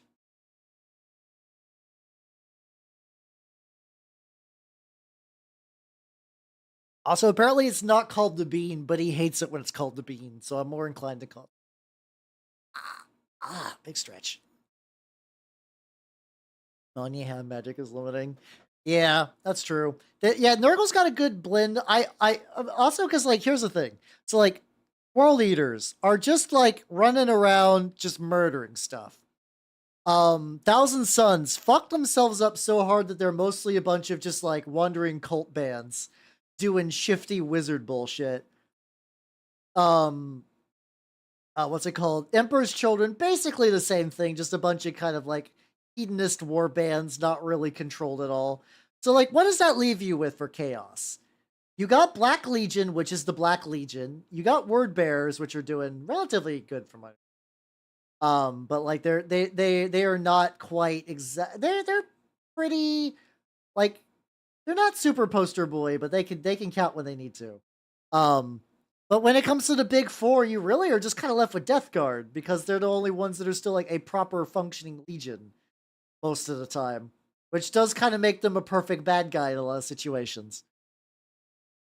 Hardbear's, oh no, spoilers. Okay, yeah, because it was a brief fan complaint. How about new 40k? I mean, you're allowed to complain about 40k. I'm iffy if it's going to be like a gigantic text up thing. So because I just don't want it to kind of like interrupt the flow of chat. But like if you're having like complaints and grievances, that's fine. We do that shit all the time. Yeah, I do like, so I have not finished the Rogue Trader RPG, but I do like that like the first Chaos Space Marine you find is a fucking word bearer. I was like, fuck yeah, let's go. Let's go. Let's go. Oh yeah, they are gonna be in Space Marine 2, which I'm very excited about. As like the I like how it's just like a thing for Space Marine, the game, where it's like, all right, you have one faction, which is kind of like the Dumb Horde faction. And then you got the real bad guys. Kason the VTuber will be the first Primaris.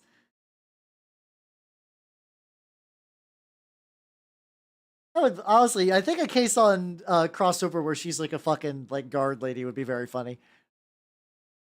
Kason's looking for group. Hello, Fox. Welcome. How you doing? How you doing? How you doing, nerd? And hello, Aloof Centipede as well. How you doing? How you doing? How you doing? If anyone does not know me, I am Halbernut the Mimic Elf. I'm a miniature painting VTuber of the Nurgle and Skaven variety. And hello, Split the Party. How you doing? How you doing? Oh shit, double raid. Let's fucking go. How you doing as well? How you doing? Hold on, let me get you a shout out as well. Let me get you a shout out as well. Once again, hello, hello, hello. If you all do not know me, I am Halbernut. Oh, thank you for doing that. If you do not know me, I am Halbernut the Mimic Elf, a miniature painting VTuber of the Nurgle and Skaven variety. And today I'm doing some Death Guard. I've been doing some Death Guard lads. Currently working on some, what's it called? The Deathshroud Bodyguard. Why is I know that what they're called. It's not a hard name to remember. For some reason, when I'm asked to like say the name, I always be like, huh? There we go. But yeah, I've been having fun painting these guys. What were you up to, and what were you doing? What were you doing, Warhammer? What were you painting? What were you painting?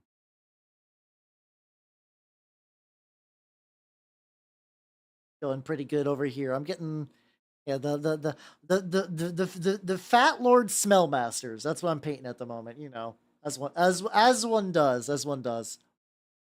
The big brap sad mancers. Nice. Just low vibes and building some crew. Ooh, fuck yeah, let's go. I do like those new crew models. If I was not hideously backed up with like a bajillion other projects, I would be like, ooh. Because I have always thought crew were pretty neat. And now you can actually afford crew and like run. I don't know if like mostly crew Tau is any good, but I do like that that's just kind of a thing you could do and it's not entirely memes. They do also look very nice, yeah. But yeah, I rescued these guys from my local used bin, so I'm currently in the process of just like I'm just in the process of getting them kind of nice looking. I think I'm trying to remember if I saved like a before picture of these. I feel like I might have. I feel like I might have taken a before picture of these lads. If I did, I'll try to post it if I can later because I just don't think I have access to it now. Get that going. Retreat. Oh, they get sticky. Ooh, banging. I mean, that's valid. That like Space Marines used to have a lot more weapons options that were like, this is a tactical squad, you got a billion weapons. Now those have moved away into having a billion units with each having one weapon, which is not great.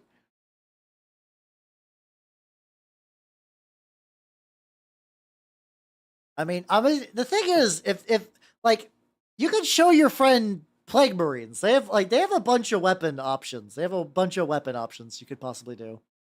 Yeah, it is great for them selling you a bunch of different kits. And I will say though, like I think I mentioned this a couple times, and some of you had mixed feelings. I've heard the implicit belief that rusty bullshit on the scythes.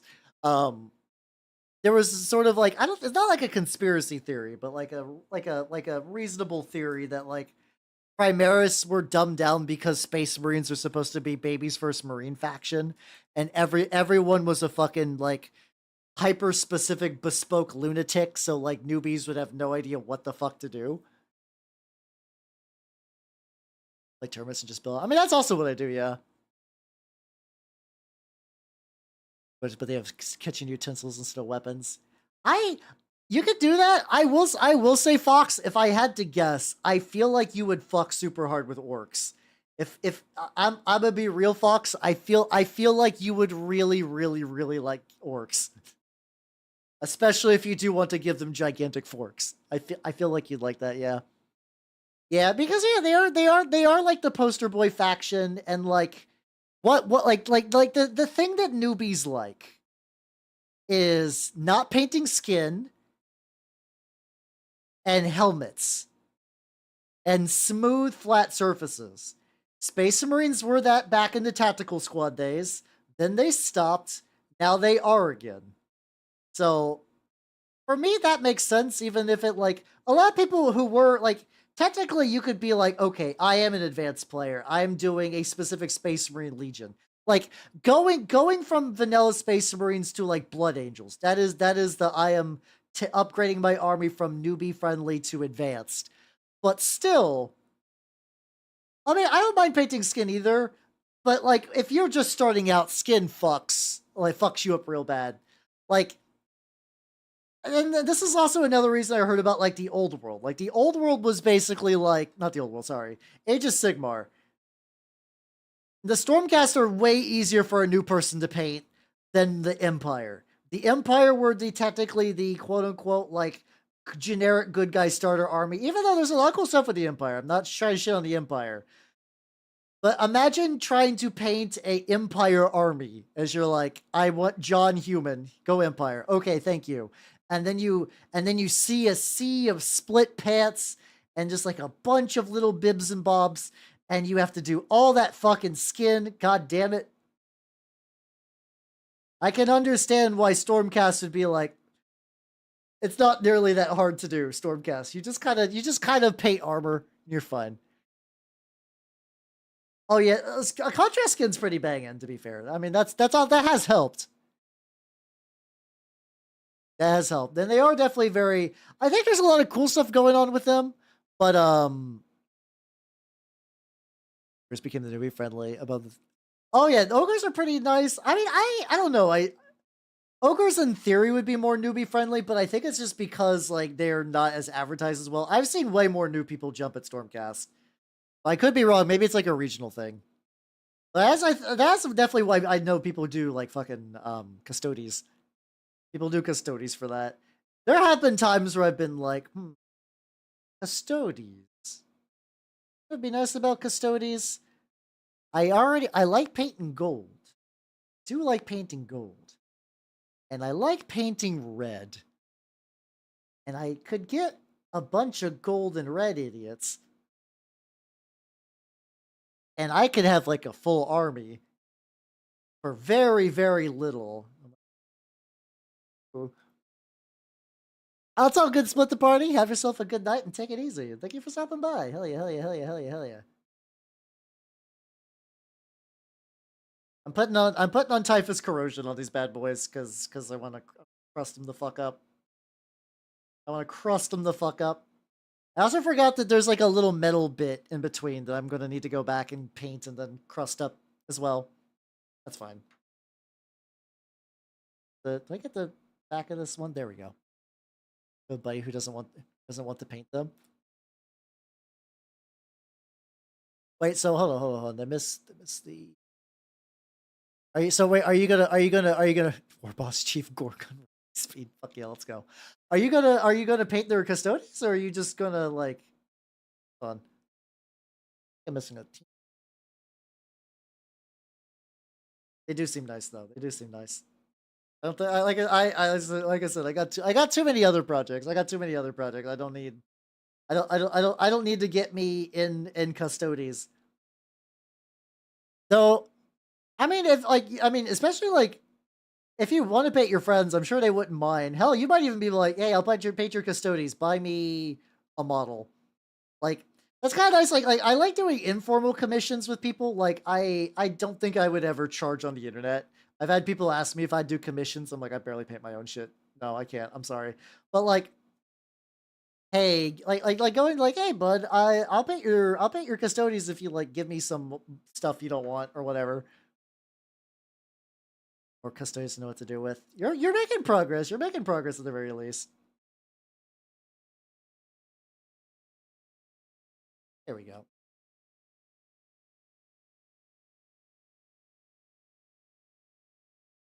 Get this a bit. I think I'm getting a little bit of like crust on some excess areas, but that's also fine. Crust will be crusting. I didn't get inside these little like spike trap things. Glazing skin. Yeah, that sounds about right. I mean, at the very like glazing is a very slow technique to be fair. It will look great. It will look great. You know, yeah. I think for me also because I'm a public figure that paints minis, people are like, "Ooh, I would like one." Like, I'm sorry. I'm sorry. I understand. I understand. I get the impulse, but like, God, I have so much of my own shit to do. How do you feel about the recent up? Great, love it.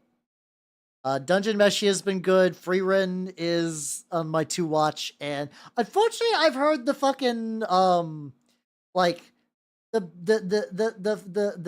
saucy fat elf show. I heard that the fucking whatever studio is doing that has like no budget, and it's going to be real bad animation wise.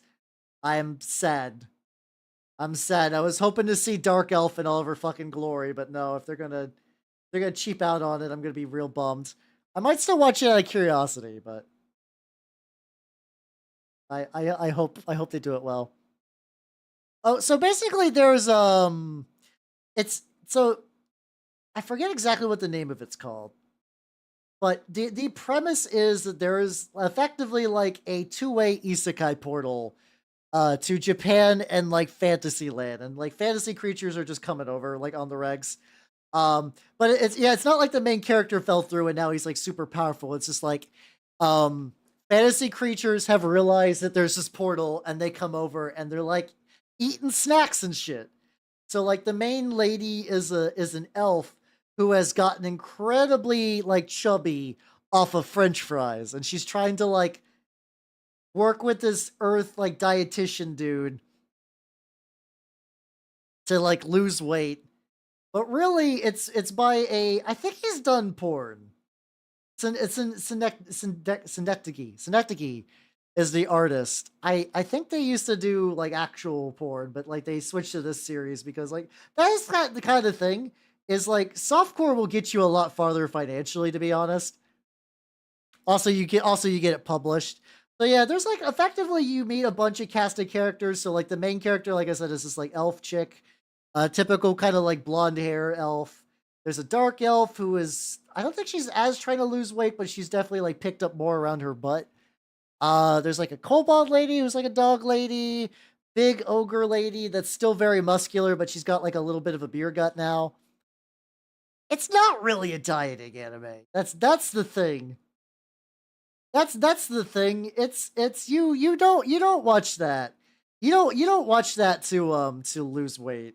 You watch that because you want to see a chunky anime elf lady and you want to be like, nice. Dark Elf is best girl, you're correct. Oh yeah, a lot of them do. Like even the guy that wrote Azumanga Daioh, I believe did R18 manga prior to that. It's the thing is that to be fair, it's very hard to like make a living off of like H works. You can, and there are a lot of big names that get their start. Nah. It's not a good weight losing anime. I make the Endo Squirters. Something about like the way these squirters work if I made them all brass that kind of don't like. So I think I'm actually gonna make the tips a bit of this metal. The funny thing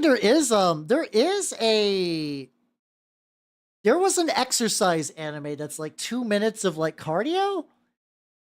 Where it was I remember a scene specifically because it's like all of these girls that are like doing like weird like they're doing like little scenarios like, all right, you're an otter and you gotta do like little like flippy flappy stuff like that. The human eat everything they find. Gotcha. I mean Dunmeshi is a fun series. Dunmeshi is a fun series to be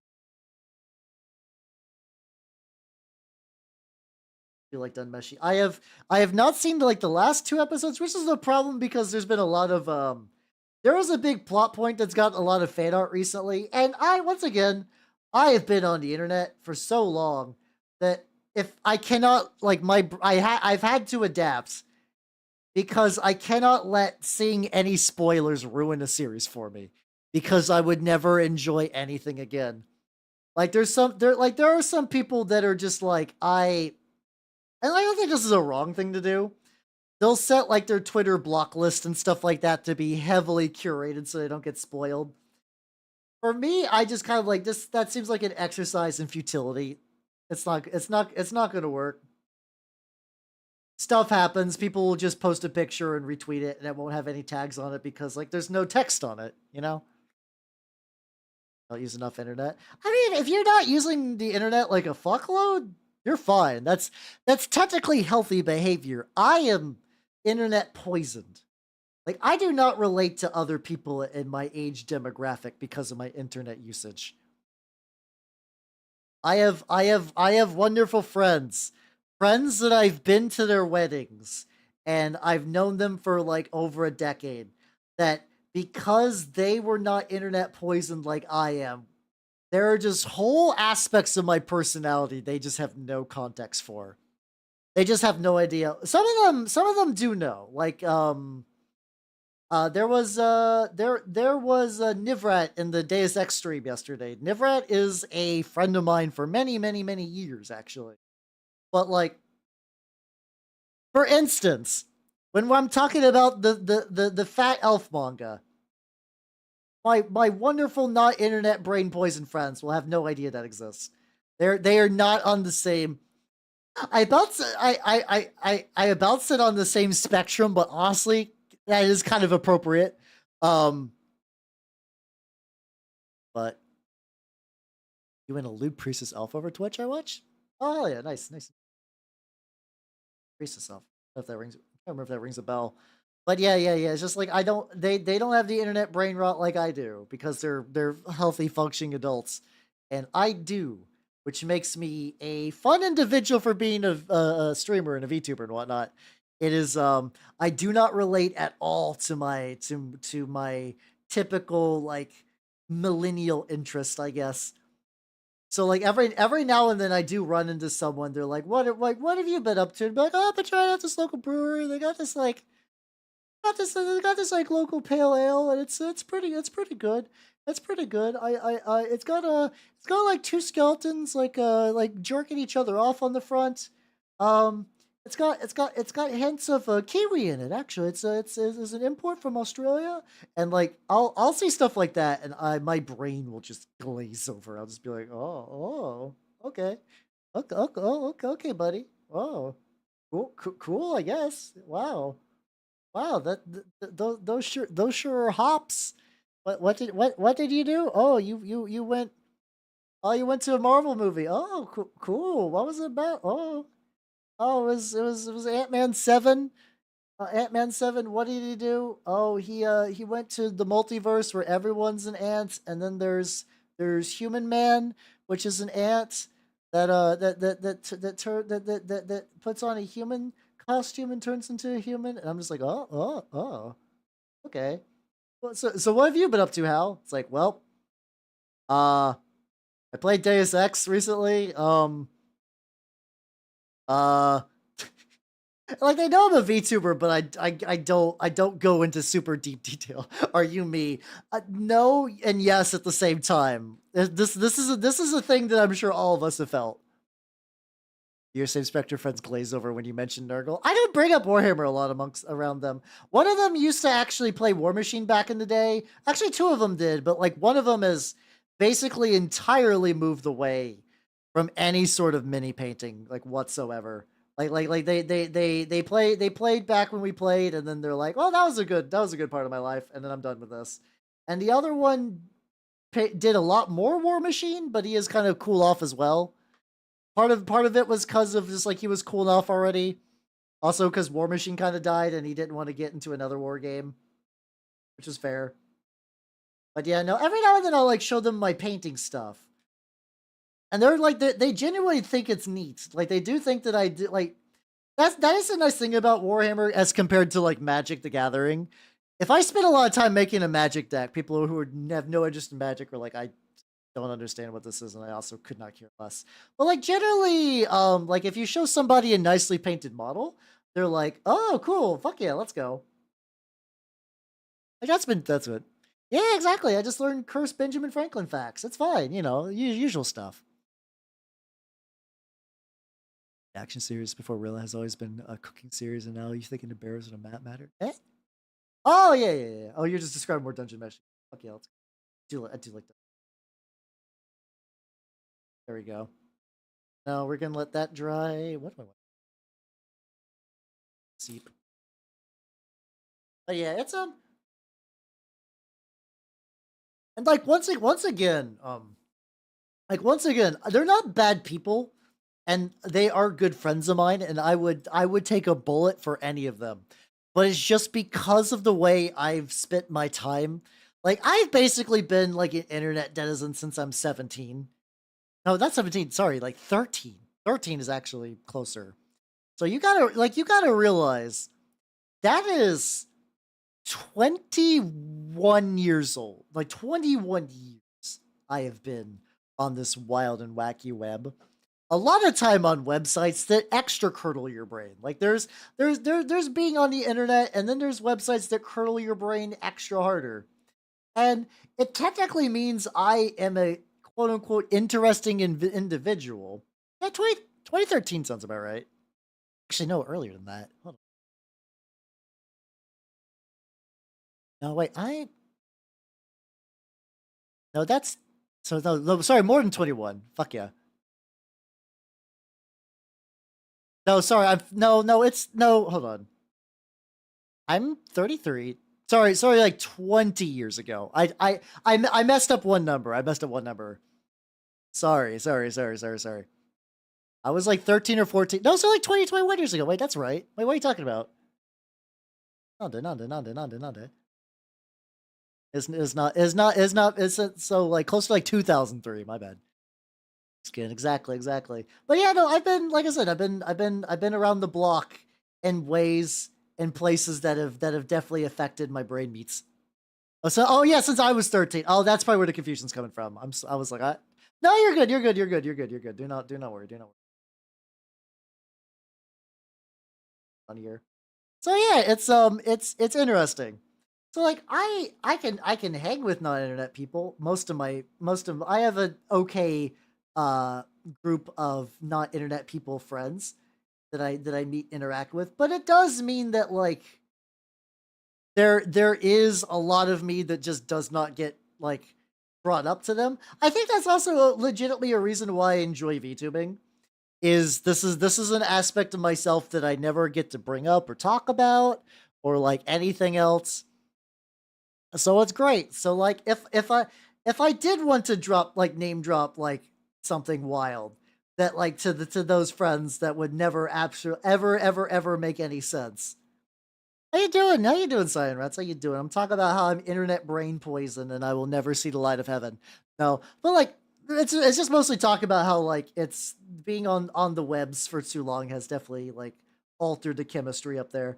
I think I also painted a little bit of the thing that did not need to be painted.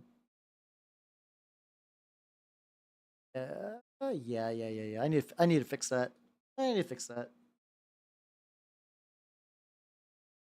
Let you dry. How you doing? How you doing? Yours does not have that little divot. He's got like a bunch of extra other little to deal with. Yeah, it really has. Internet poisoning is real. Ask your doctor if you have been internet poisoned. All right, I'm gonna try. Where's this? I'm gonna try gold brown. Oh wait, hold on. I was thinking about I'm gonna probably just be incredibly lazy and dry brush like 2 layers onto the smoke, then move on. But I realize I need to hit all of the little spikes again. I'd do it again. Oh, I'd do it again in a heartbeat. I would absolutely like. I think about it. I try to scroll back in my brain for like what would be. Oh no, I got a little bit of metal on this cloak. That's not good. I can fix that. I'm like what would be the diverging point? What would be the point where like I could have been saved? And like where I would have just been like, I don't know, like John Halbernacht, attorney at law or something like that. And I do think the thing is I think a lot of like my first video game was when I was given to me when I was 6 years old for my birthday. It was Super Mario 64. And that planted the seeds. Then the first like real like game I got obsessed with though was Pokemon at 8. Like Pokemon Blue at 8, and that definitely is where like that had set in. Now I think about it, like that would be like if I time traveled and I try to make myself not a huge Dorcas. Realistically, I could have stuck to Mario and just been like thousands of other people out there who played a Mario game and that was it. Where are you at, buddy? Where's this brush at? This is a 2. This is a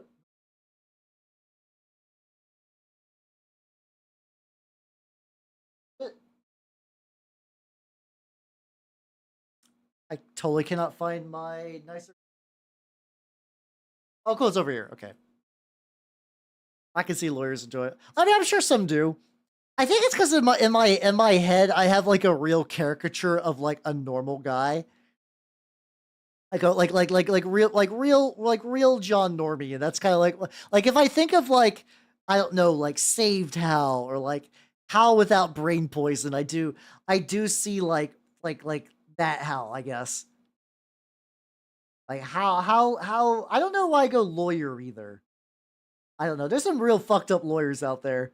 I don't know why lawyers might go to like, ah, yes, a well-rounded individual with no weird internet illness. There's definitely not like furry lawyers out there who are like some guys are like, Your Honor, my client did not kill his wife, case closed. And they're like, you know what? This is compelling evidence. Sir, you get to go free. And then like the man hugs his lawyer, and then they shake and they're like, you saved my life, sir. I owe you so much. And then the lawyer's like, oh, you're already paid me. Ah ha ha ha ha. And then the lawyer goes home and then looks up his checkbook, and it's like $100,000 check deposited. I don't know. I'm sure. Just hear me out. And then the lawyer is like, yes, I will now be putting together my fursuit. I will now be ordering my next fursuit and be getting my this year's con season, which I say is when I'm going to legal conventions. I heard that too, but I also heard that that was disproved. I heard that the Macro Falco guy was apparently not a heart surgeon. So I don't know. Isn't that the programmer instead of lawyer? I mean, usually you're right. I do think there's got to be at least a couple furry lawyers. A couple of furry lawyers that a bunch of other furries are just hella jealous because they roll in. They got their fucking kimono fursuit imported from Japan. They got like the custom glowy light setups behind everything. Like they're flaunting the cash. All the basic ass like people with like just the paws and like the little headband. Like all those inferior furries are just like they're like, get out of my way. I am rich for I don't know why like I would watch a drama that's just called like Rich Furry. That's just about this asshole rich furry, and then like a bunch of people just slowly building resentment. Oh yeah, no, I do remember that the Pfizer person having a persona. Yeah, they because a lot of furries will still use their persona on Twitter, and they'll be like, "Look, we just found the way to do this cool vaccine." Like I'm pretty sure like one of the people behind the COVID vaccine was a furry, which is why when the activation code in 2034 hits, we will all turn into Yiffy Wolf. You know, all of us will turn into Yiffy Wolfmen. It doesn't matter what you were before. You will be a Yiffy Wolfman. It's gonna happen. I'm sorry. That's the real secret of COVID. All the cranks online were trying to warn you, but they did not know what they were trying. Of course, you're like, please make it so. Spent like 20K. Oh, I'd believe it. Yeah, I'd believe it. That's a quit. You're yeah. He did the exactly. I still post a lot of medical stuff. I do also wonder if that is another like. A lot of furries are very internet brain poison people, but sometimes a lot of these brain poison people are smart. Like, just because you're a furry doesn't mean like yeah you didn't go to like a fucking like prestigious medical school. You just spend your autism fund bucks in like a totally different way than I would. Yeah. Yeah. Oh yeah. That's like you're like but I want to be but I want to be a big yiffy minx. They're like, no, I'm sorry, you have to be a wolfman in particular. But like but no, sorry, you have to. You have that's what the vaccine says. Everyone's turning into wolfmen. I'm sorry. I'm sorry, theoretical sad furry that was excited that being a furry was real, but is now bummed realizing that the specific flavor of being a furry is. This is such an involved story at this point. If you think you're done with sin, you should hear the conversation I've been having because it's terrible in all things. Yeah, the thing is, I don't know. I don't think there was ever a moment where I could where I had a chance. I guess in theory, if I would have ended up in a furry forum, maybe that would have changed. Let's see. All right, let's see. There we go. Sounds like an RPG. So it doesn't really, yeah, out of context, that will get you a eyebrow raise emoji going on. You know too much. I'm sorry. If this is how if this is how I wake up having taken my own life with 2 bullets in the back of the head. If this is how I'm going to go out, so be it. Just go up and get invested. I don't know if there's much more to go with this. I feel like the hypothetical scenario has played itself out. Like, oh yeah, I was talking about like, so I ended up like I do also wonder if like it's like if I want to be like real armchair psychologist, Pokemon was a very stat heavy, very customizable game. And I do wonder if that did burrow some like certain behaviors and drives and stuff in my brain. I do wonder about that. Like that could feasibly be real. I'm gonna wait to get the rest of this guy's like little things. Because that one was just entirely missed. I do think maybe after the stream, at the very end of the stream, I just might glue them to the base because I don't think I have to get anything else in the taint anymore. What that quotes it is, as you should. If anyone ever goes phrasing, you should never back down. You should never back down from a phrasing. If it's like a good wholesome phrasing, I guess. Or I say wholesome isn't like no one's getting hurt. Usual good behavior caveats. It's been canceled from life. Exactly. You get it. But yeah, no, where have I been on my journey on internet? TG was my home for many years. Still kind of is to a certain degree when it's not totally awful. I did also I didn't go on there super long, but I distinctly remember like I was a giga weeb back in like middle high school, and of course I had a lot of weeb friends, and they were like, "Hell, you should join us on this website. It's a cool place where all the cool anime people hang out on the internet." And that website was Gaia Online. So I did spend some time there as well. That was I don't really have a lot of memories about it other than like being upset that I was a free to play player. I was a free to play player because I had no money. Um and no one would give me money for dumb internet bullshit. I think that's like honestly that was probably fine though because that's where I got like a lot of like, hey, you're a dumb idiot on the internet.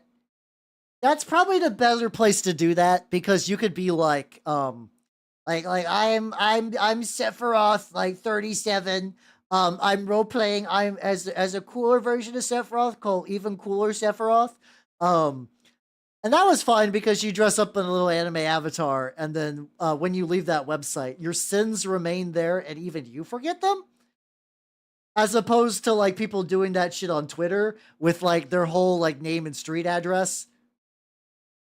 Like my name is Trenton, also known as Dark Cloud 69, and I'm going to go on Twitter and I am going to make comments about women's feet and how I like to suck their toes. Yes, this is a picture of me standing next to my mom. So what? Like that kind of thing I don't have to worry about. That's nice at the very least. Yeah, I got their whole ass link tree in their bio. DMs are open, and if you ask them nicely, they will send their home address. Like that kind of shit. But yeah, I eventually left because honestly, that was sort of like it was. I was on forums prior to that website, but like that was my first real taste of like, hey, you've been on this forum for a long time, and I haven't. But in this conversation, because you've been on this forum for a while, your opinions carry more weight, even if they're like wrong or misinformed. Like I guess wrong and misinformed are the same thing. But basically, the usual kind of like this is I guess a little less common. I guess it kind of still is in maybe like a few places, but like seniority would kind of give you a pass. And that was on certain things and would give you like a little bit of extra kind of like people would take your shit seriously, which meant that like a stratified social hierarchy would form in these older forums, and that was very aggravating to me personally. I was like, I hate this. Then I found places on the internet where that didn't exist, and there's a whole other type of mental damage that came with that. But whatever. My dropper, a little put some water in the sponge. It's like it just like you ask them nicely, they will suck your toes. If you don't ask them nicely, they will attempt to suck your toes. I have to say, one nice thing about being a dude VTuber is I don't get a lot of weird like weirdos trying to ERP me in uh weirdos trying to ERP me in Twitter DMs. I don't have to deal with that. That is very nice. Yeah, it's so good for free books. Exactly, exactly. Honestly, the alternate war games thread isn't too bad. When people are not having a shit fit as usual, it's nice to learn about new war games and stuff. But yeah, we'll see about that. We'll see. You're I guess you're not wrong, but overall the number is a lot less. I don't have to deal with that much shit. I put a little bit of this like more yellowy yellow, and I'm just gonna.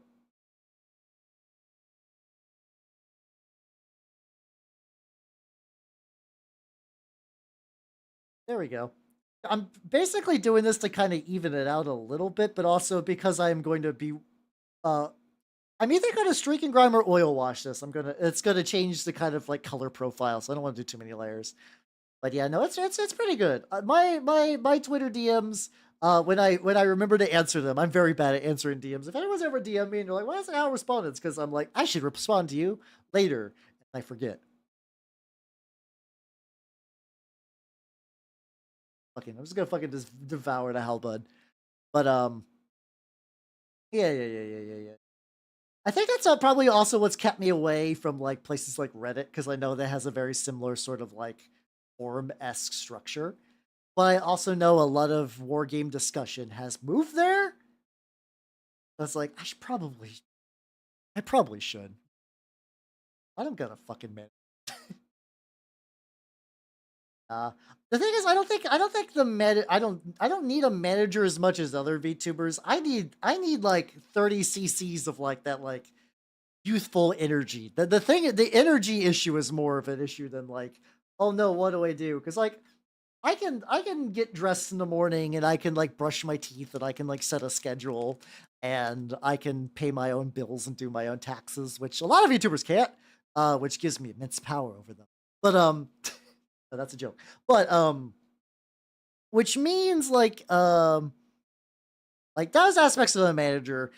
I guess if you would turn manager into like social media consultant, that'd be kind of manager. That'd be cool. Where it's like I know a lot about like Instagram SEO. You know, I feel very called out. Got him. Got him. Got you. Got they ass. Well, the thing is, a lot of YouTubers really do like the idea of getting a manager. I don't blame them or anything. Like I said, you have to be a very kind of certain individual to want to be a VTuber in the first place. I'm not even excluding myself from this. Um, but like sometimes those people have a hard time like maintaining shit. So like getting a manager just to be like, you're gonna be streaming on these days. I've checked your statistics. You did a lot better when you did this game, so you should maybe do this game. Also, I checked your mail. A company wanted to reach out for a sponsorship. I've signed you up for it. It's for a game that kind of fits your brand. Like that kind of manager some VTubers do want. They do want some of that. Like there are some aspects of it that doesn't sound too bad. And some aspects that aren't too bad. But now I would rather honestly for me just be like I got more or less everything kind of down. Even you say that gave me anxiety. Yeah, I mean like the anxiety of that schedule. I mean, a lot of successful VTubers with managers they have schedules like that because like for those it does as for a lot of things, it does become a job at some point. I am still very much in the I am doing this as a fun little hobby thing. Would it be cool if it turned into a job someday? Maybe. Will it? I don't know. There's a lot of people that aren't able to kind of make that work, and that's fine. As a hobby, just painting. Yeah, it's fun to just paint. And it's like the thing is like also some of that stuff it's like just getting the SEO like SEO is search engine optimization. It's effectively like, hey, I'm going to upload a VOD to YouTube. Like, what would I name it? Because names are a very important aspect of how algorithms get picked out. For instance, I did not have a YouTube audience until I started putting myself as Warhammer VTuber Paints X because I did a little bit of SEO research and I changed that, and that was pretty handy. That's a skill that you would not realize is a skill until you realize that why some people are doing the same thing you're doing but getting different results, and you're like, all right, they're clearly doing something else, and that's kind of a thing. I think I'm just kind of on like a weird tangent right now. I'm trying to also get like the horns and stuff with like a little bit of dry brushy. But yeah, that kind of stuff for like how does like to this day. Yeah, exactly. Gotta put your pog face. I could do that. I use a lot of illustrations that I've gotten before. Like a couple of scabs. I commissioned a very wonderful artist called Rossi Draws to do some stuff to do one of my thumbnails. Those do help. I'm sure probably if I did do more like I understand that clickbaity stuff does very well, especially in the Warhammer sphere. Clickbait, unfortunately, is incredibly powerful, and a lot of people use it for like, hey, you've probably noticed like a Squidmar video, and it's like, what happens if I buy all of these Warhammer scams? How to paint and like, oh, I painted a Titan. Whoa, is Games Workshop ripping you off? 3D printing a whole army? Wow. A lot of them do kind of stuff like that. There's always in demand. Here's a little bit of bone. Bit of bone on the fucking wraps. So I tried to avoid that because I generally try to make stuff that I would like to watch. Oh yeah, I mean he did that. He literally did a video called like I made Henry Cavill his dream army in exchange for like $1. And I think he just did a very quick and dirty Custodes army for Henry Cavill. This gets a little bit of definition. Yeah, like a little bit of definition. Right, brush to hack art. Yeah. Yeah, I mean that's already been done. That was the whole. That was why so many people would have like slap chop videos, because slap chop is a useful technique, but it was like a Warhammer meme technique for a while.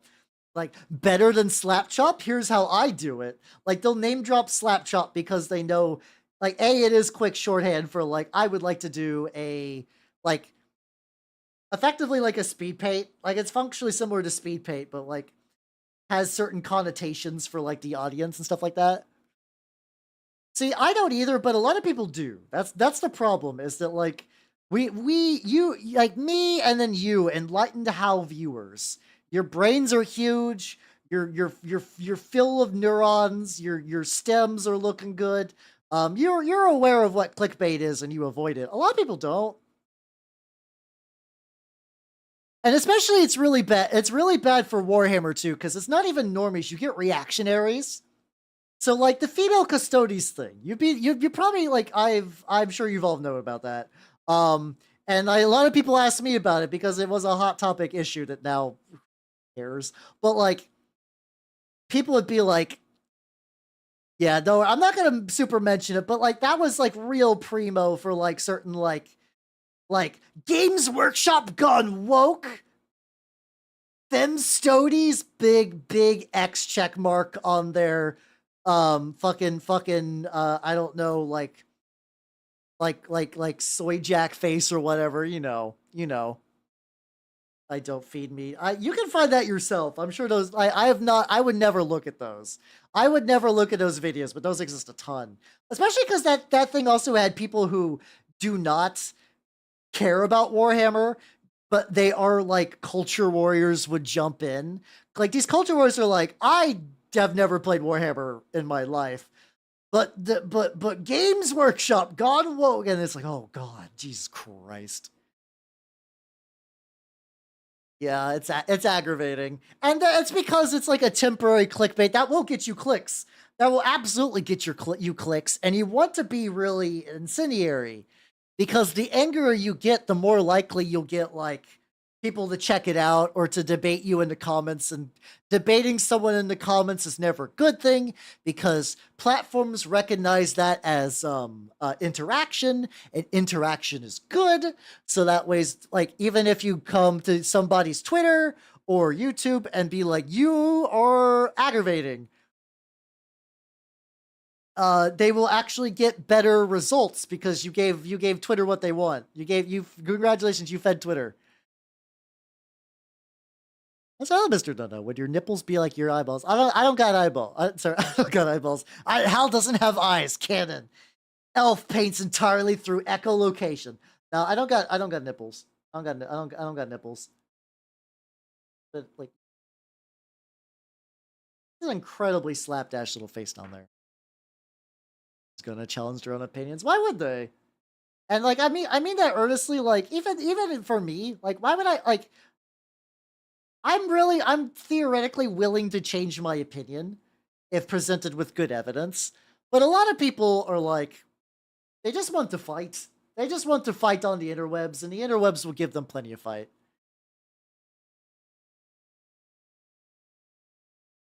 Every now and then, Reddit does have a good decision. The singular one. Oh, fuck, I should not. You're not supposed to use washes with your nice brushes. God, it's starting to leak out the mouth. Uh-oh. I could gotta do it that way. We're more talking about like how like a lot of people use that for really clickbaity stuff, and it's aggravating, and I hate it, and I hate it, and I hate it, and I hate it. Let's see. These guys are about to wrap up for the night. Let's get a little bit some paint where I did not want. But yeah, no, I will generally try to avoid clickbait. At worst case, like if it ever comes to anything, it's like you guys have already seen me do it, and I'm being fully honest with you. When I be like, I am painting in the Warhammer category, but I'm painting not Warhammer stuff, and I paint one Space Marine, that's about as close as I'm gonna get to that kind of like goofy nonsense. Oh, they absolutely do make bank. That's how you get money. That's why you want to make people angry. The angrier you get people, the more interaction and clicks you get, the more money you get, because the more ads. I don't have Halbud control yet. I need to bring that back. There's a lot of little features I gotta actually get going. So these guys are not done, but like I think they've reached a point where like I don't think I'm gonna get like a lot of benefit to doing them on stream. So I think I'm just gonna glue them to the base. I think I'm just gonna glue them to the base tonight. I think that look good. Have I painted Kingdom Death? How you doing, Fred? How you doing? Hi, bye. I have not. The reason why is I need to build it. I have the entire Kingdom Death monster set sitting in my closet, waiting. I don't know when I'm going to fit that in amongst all my many other projects. I did pick it up for Black Friday, so it's not like it's been there forever. My thought process is that I would like to do it for, I think I would like to do the Gorm. I would like to build the Gorm. Because I like the lad. I like the lad. Send you some models. Yeah, I've had the problem with that. I've mentioned, people have asked me that a couple of times. I don't know a way to do a PO box that doesn't dox my city. I don't think it's possible. So I don't really have a good. The only other solution is maybe I could ask Squids to be like an intermediary where like you could send models to Squids and I would pay him for shipping and he would send those to me. In theory, that could work. I would need to ask about that though. I feel like he might have mentioned something in the past, and I don't want to put any words in his mouth. Well, he's basically all but submitted to the Big Four. I mean, he was already kind of struggling against the Will of Slanesh anyway, so I'm not too surprised on that. Yeah, I mean, it sounds like a good idea. I don't want to be a huge pain because that is like kind of a huge pain thing, but like, how do you like at one point I had like the optimal like bad boy. It might just, I think it's this. I think this combination. These guys are definitely have some wild ass overhang. That's fine. Once again, I definitely paint more than I play. And if someone's gonna bitch during the tournament, I'll just bust out some blank 40mm bases and we can work from there. All right, we got them on their bases. They're not done. They're very close. And with that, let's go to the chatting stream because unfortunately I do got it in stream because it do be getting late. All right, let's go to the outro. All right, thanks for coming, everybody. I had a lot of fun. Schedule. This is an incredibly light week. because I have a combination of some guild tasks and also I need to do some tabletop planning on Saturday. So I will not be streaming or doing movie night this week until Sunday. I'd probably be painting some turnip because I would like to get that project going. So yeah, let's go. Let me see who be live right now. All right, and then YouTubers, thank you for coming as well. I'm going to end the YouTube side because I'm going to be getting a raid going. So thank you everybody, and bye bye YouTube. Bye bye.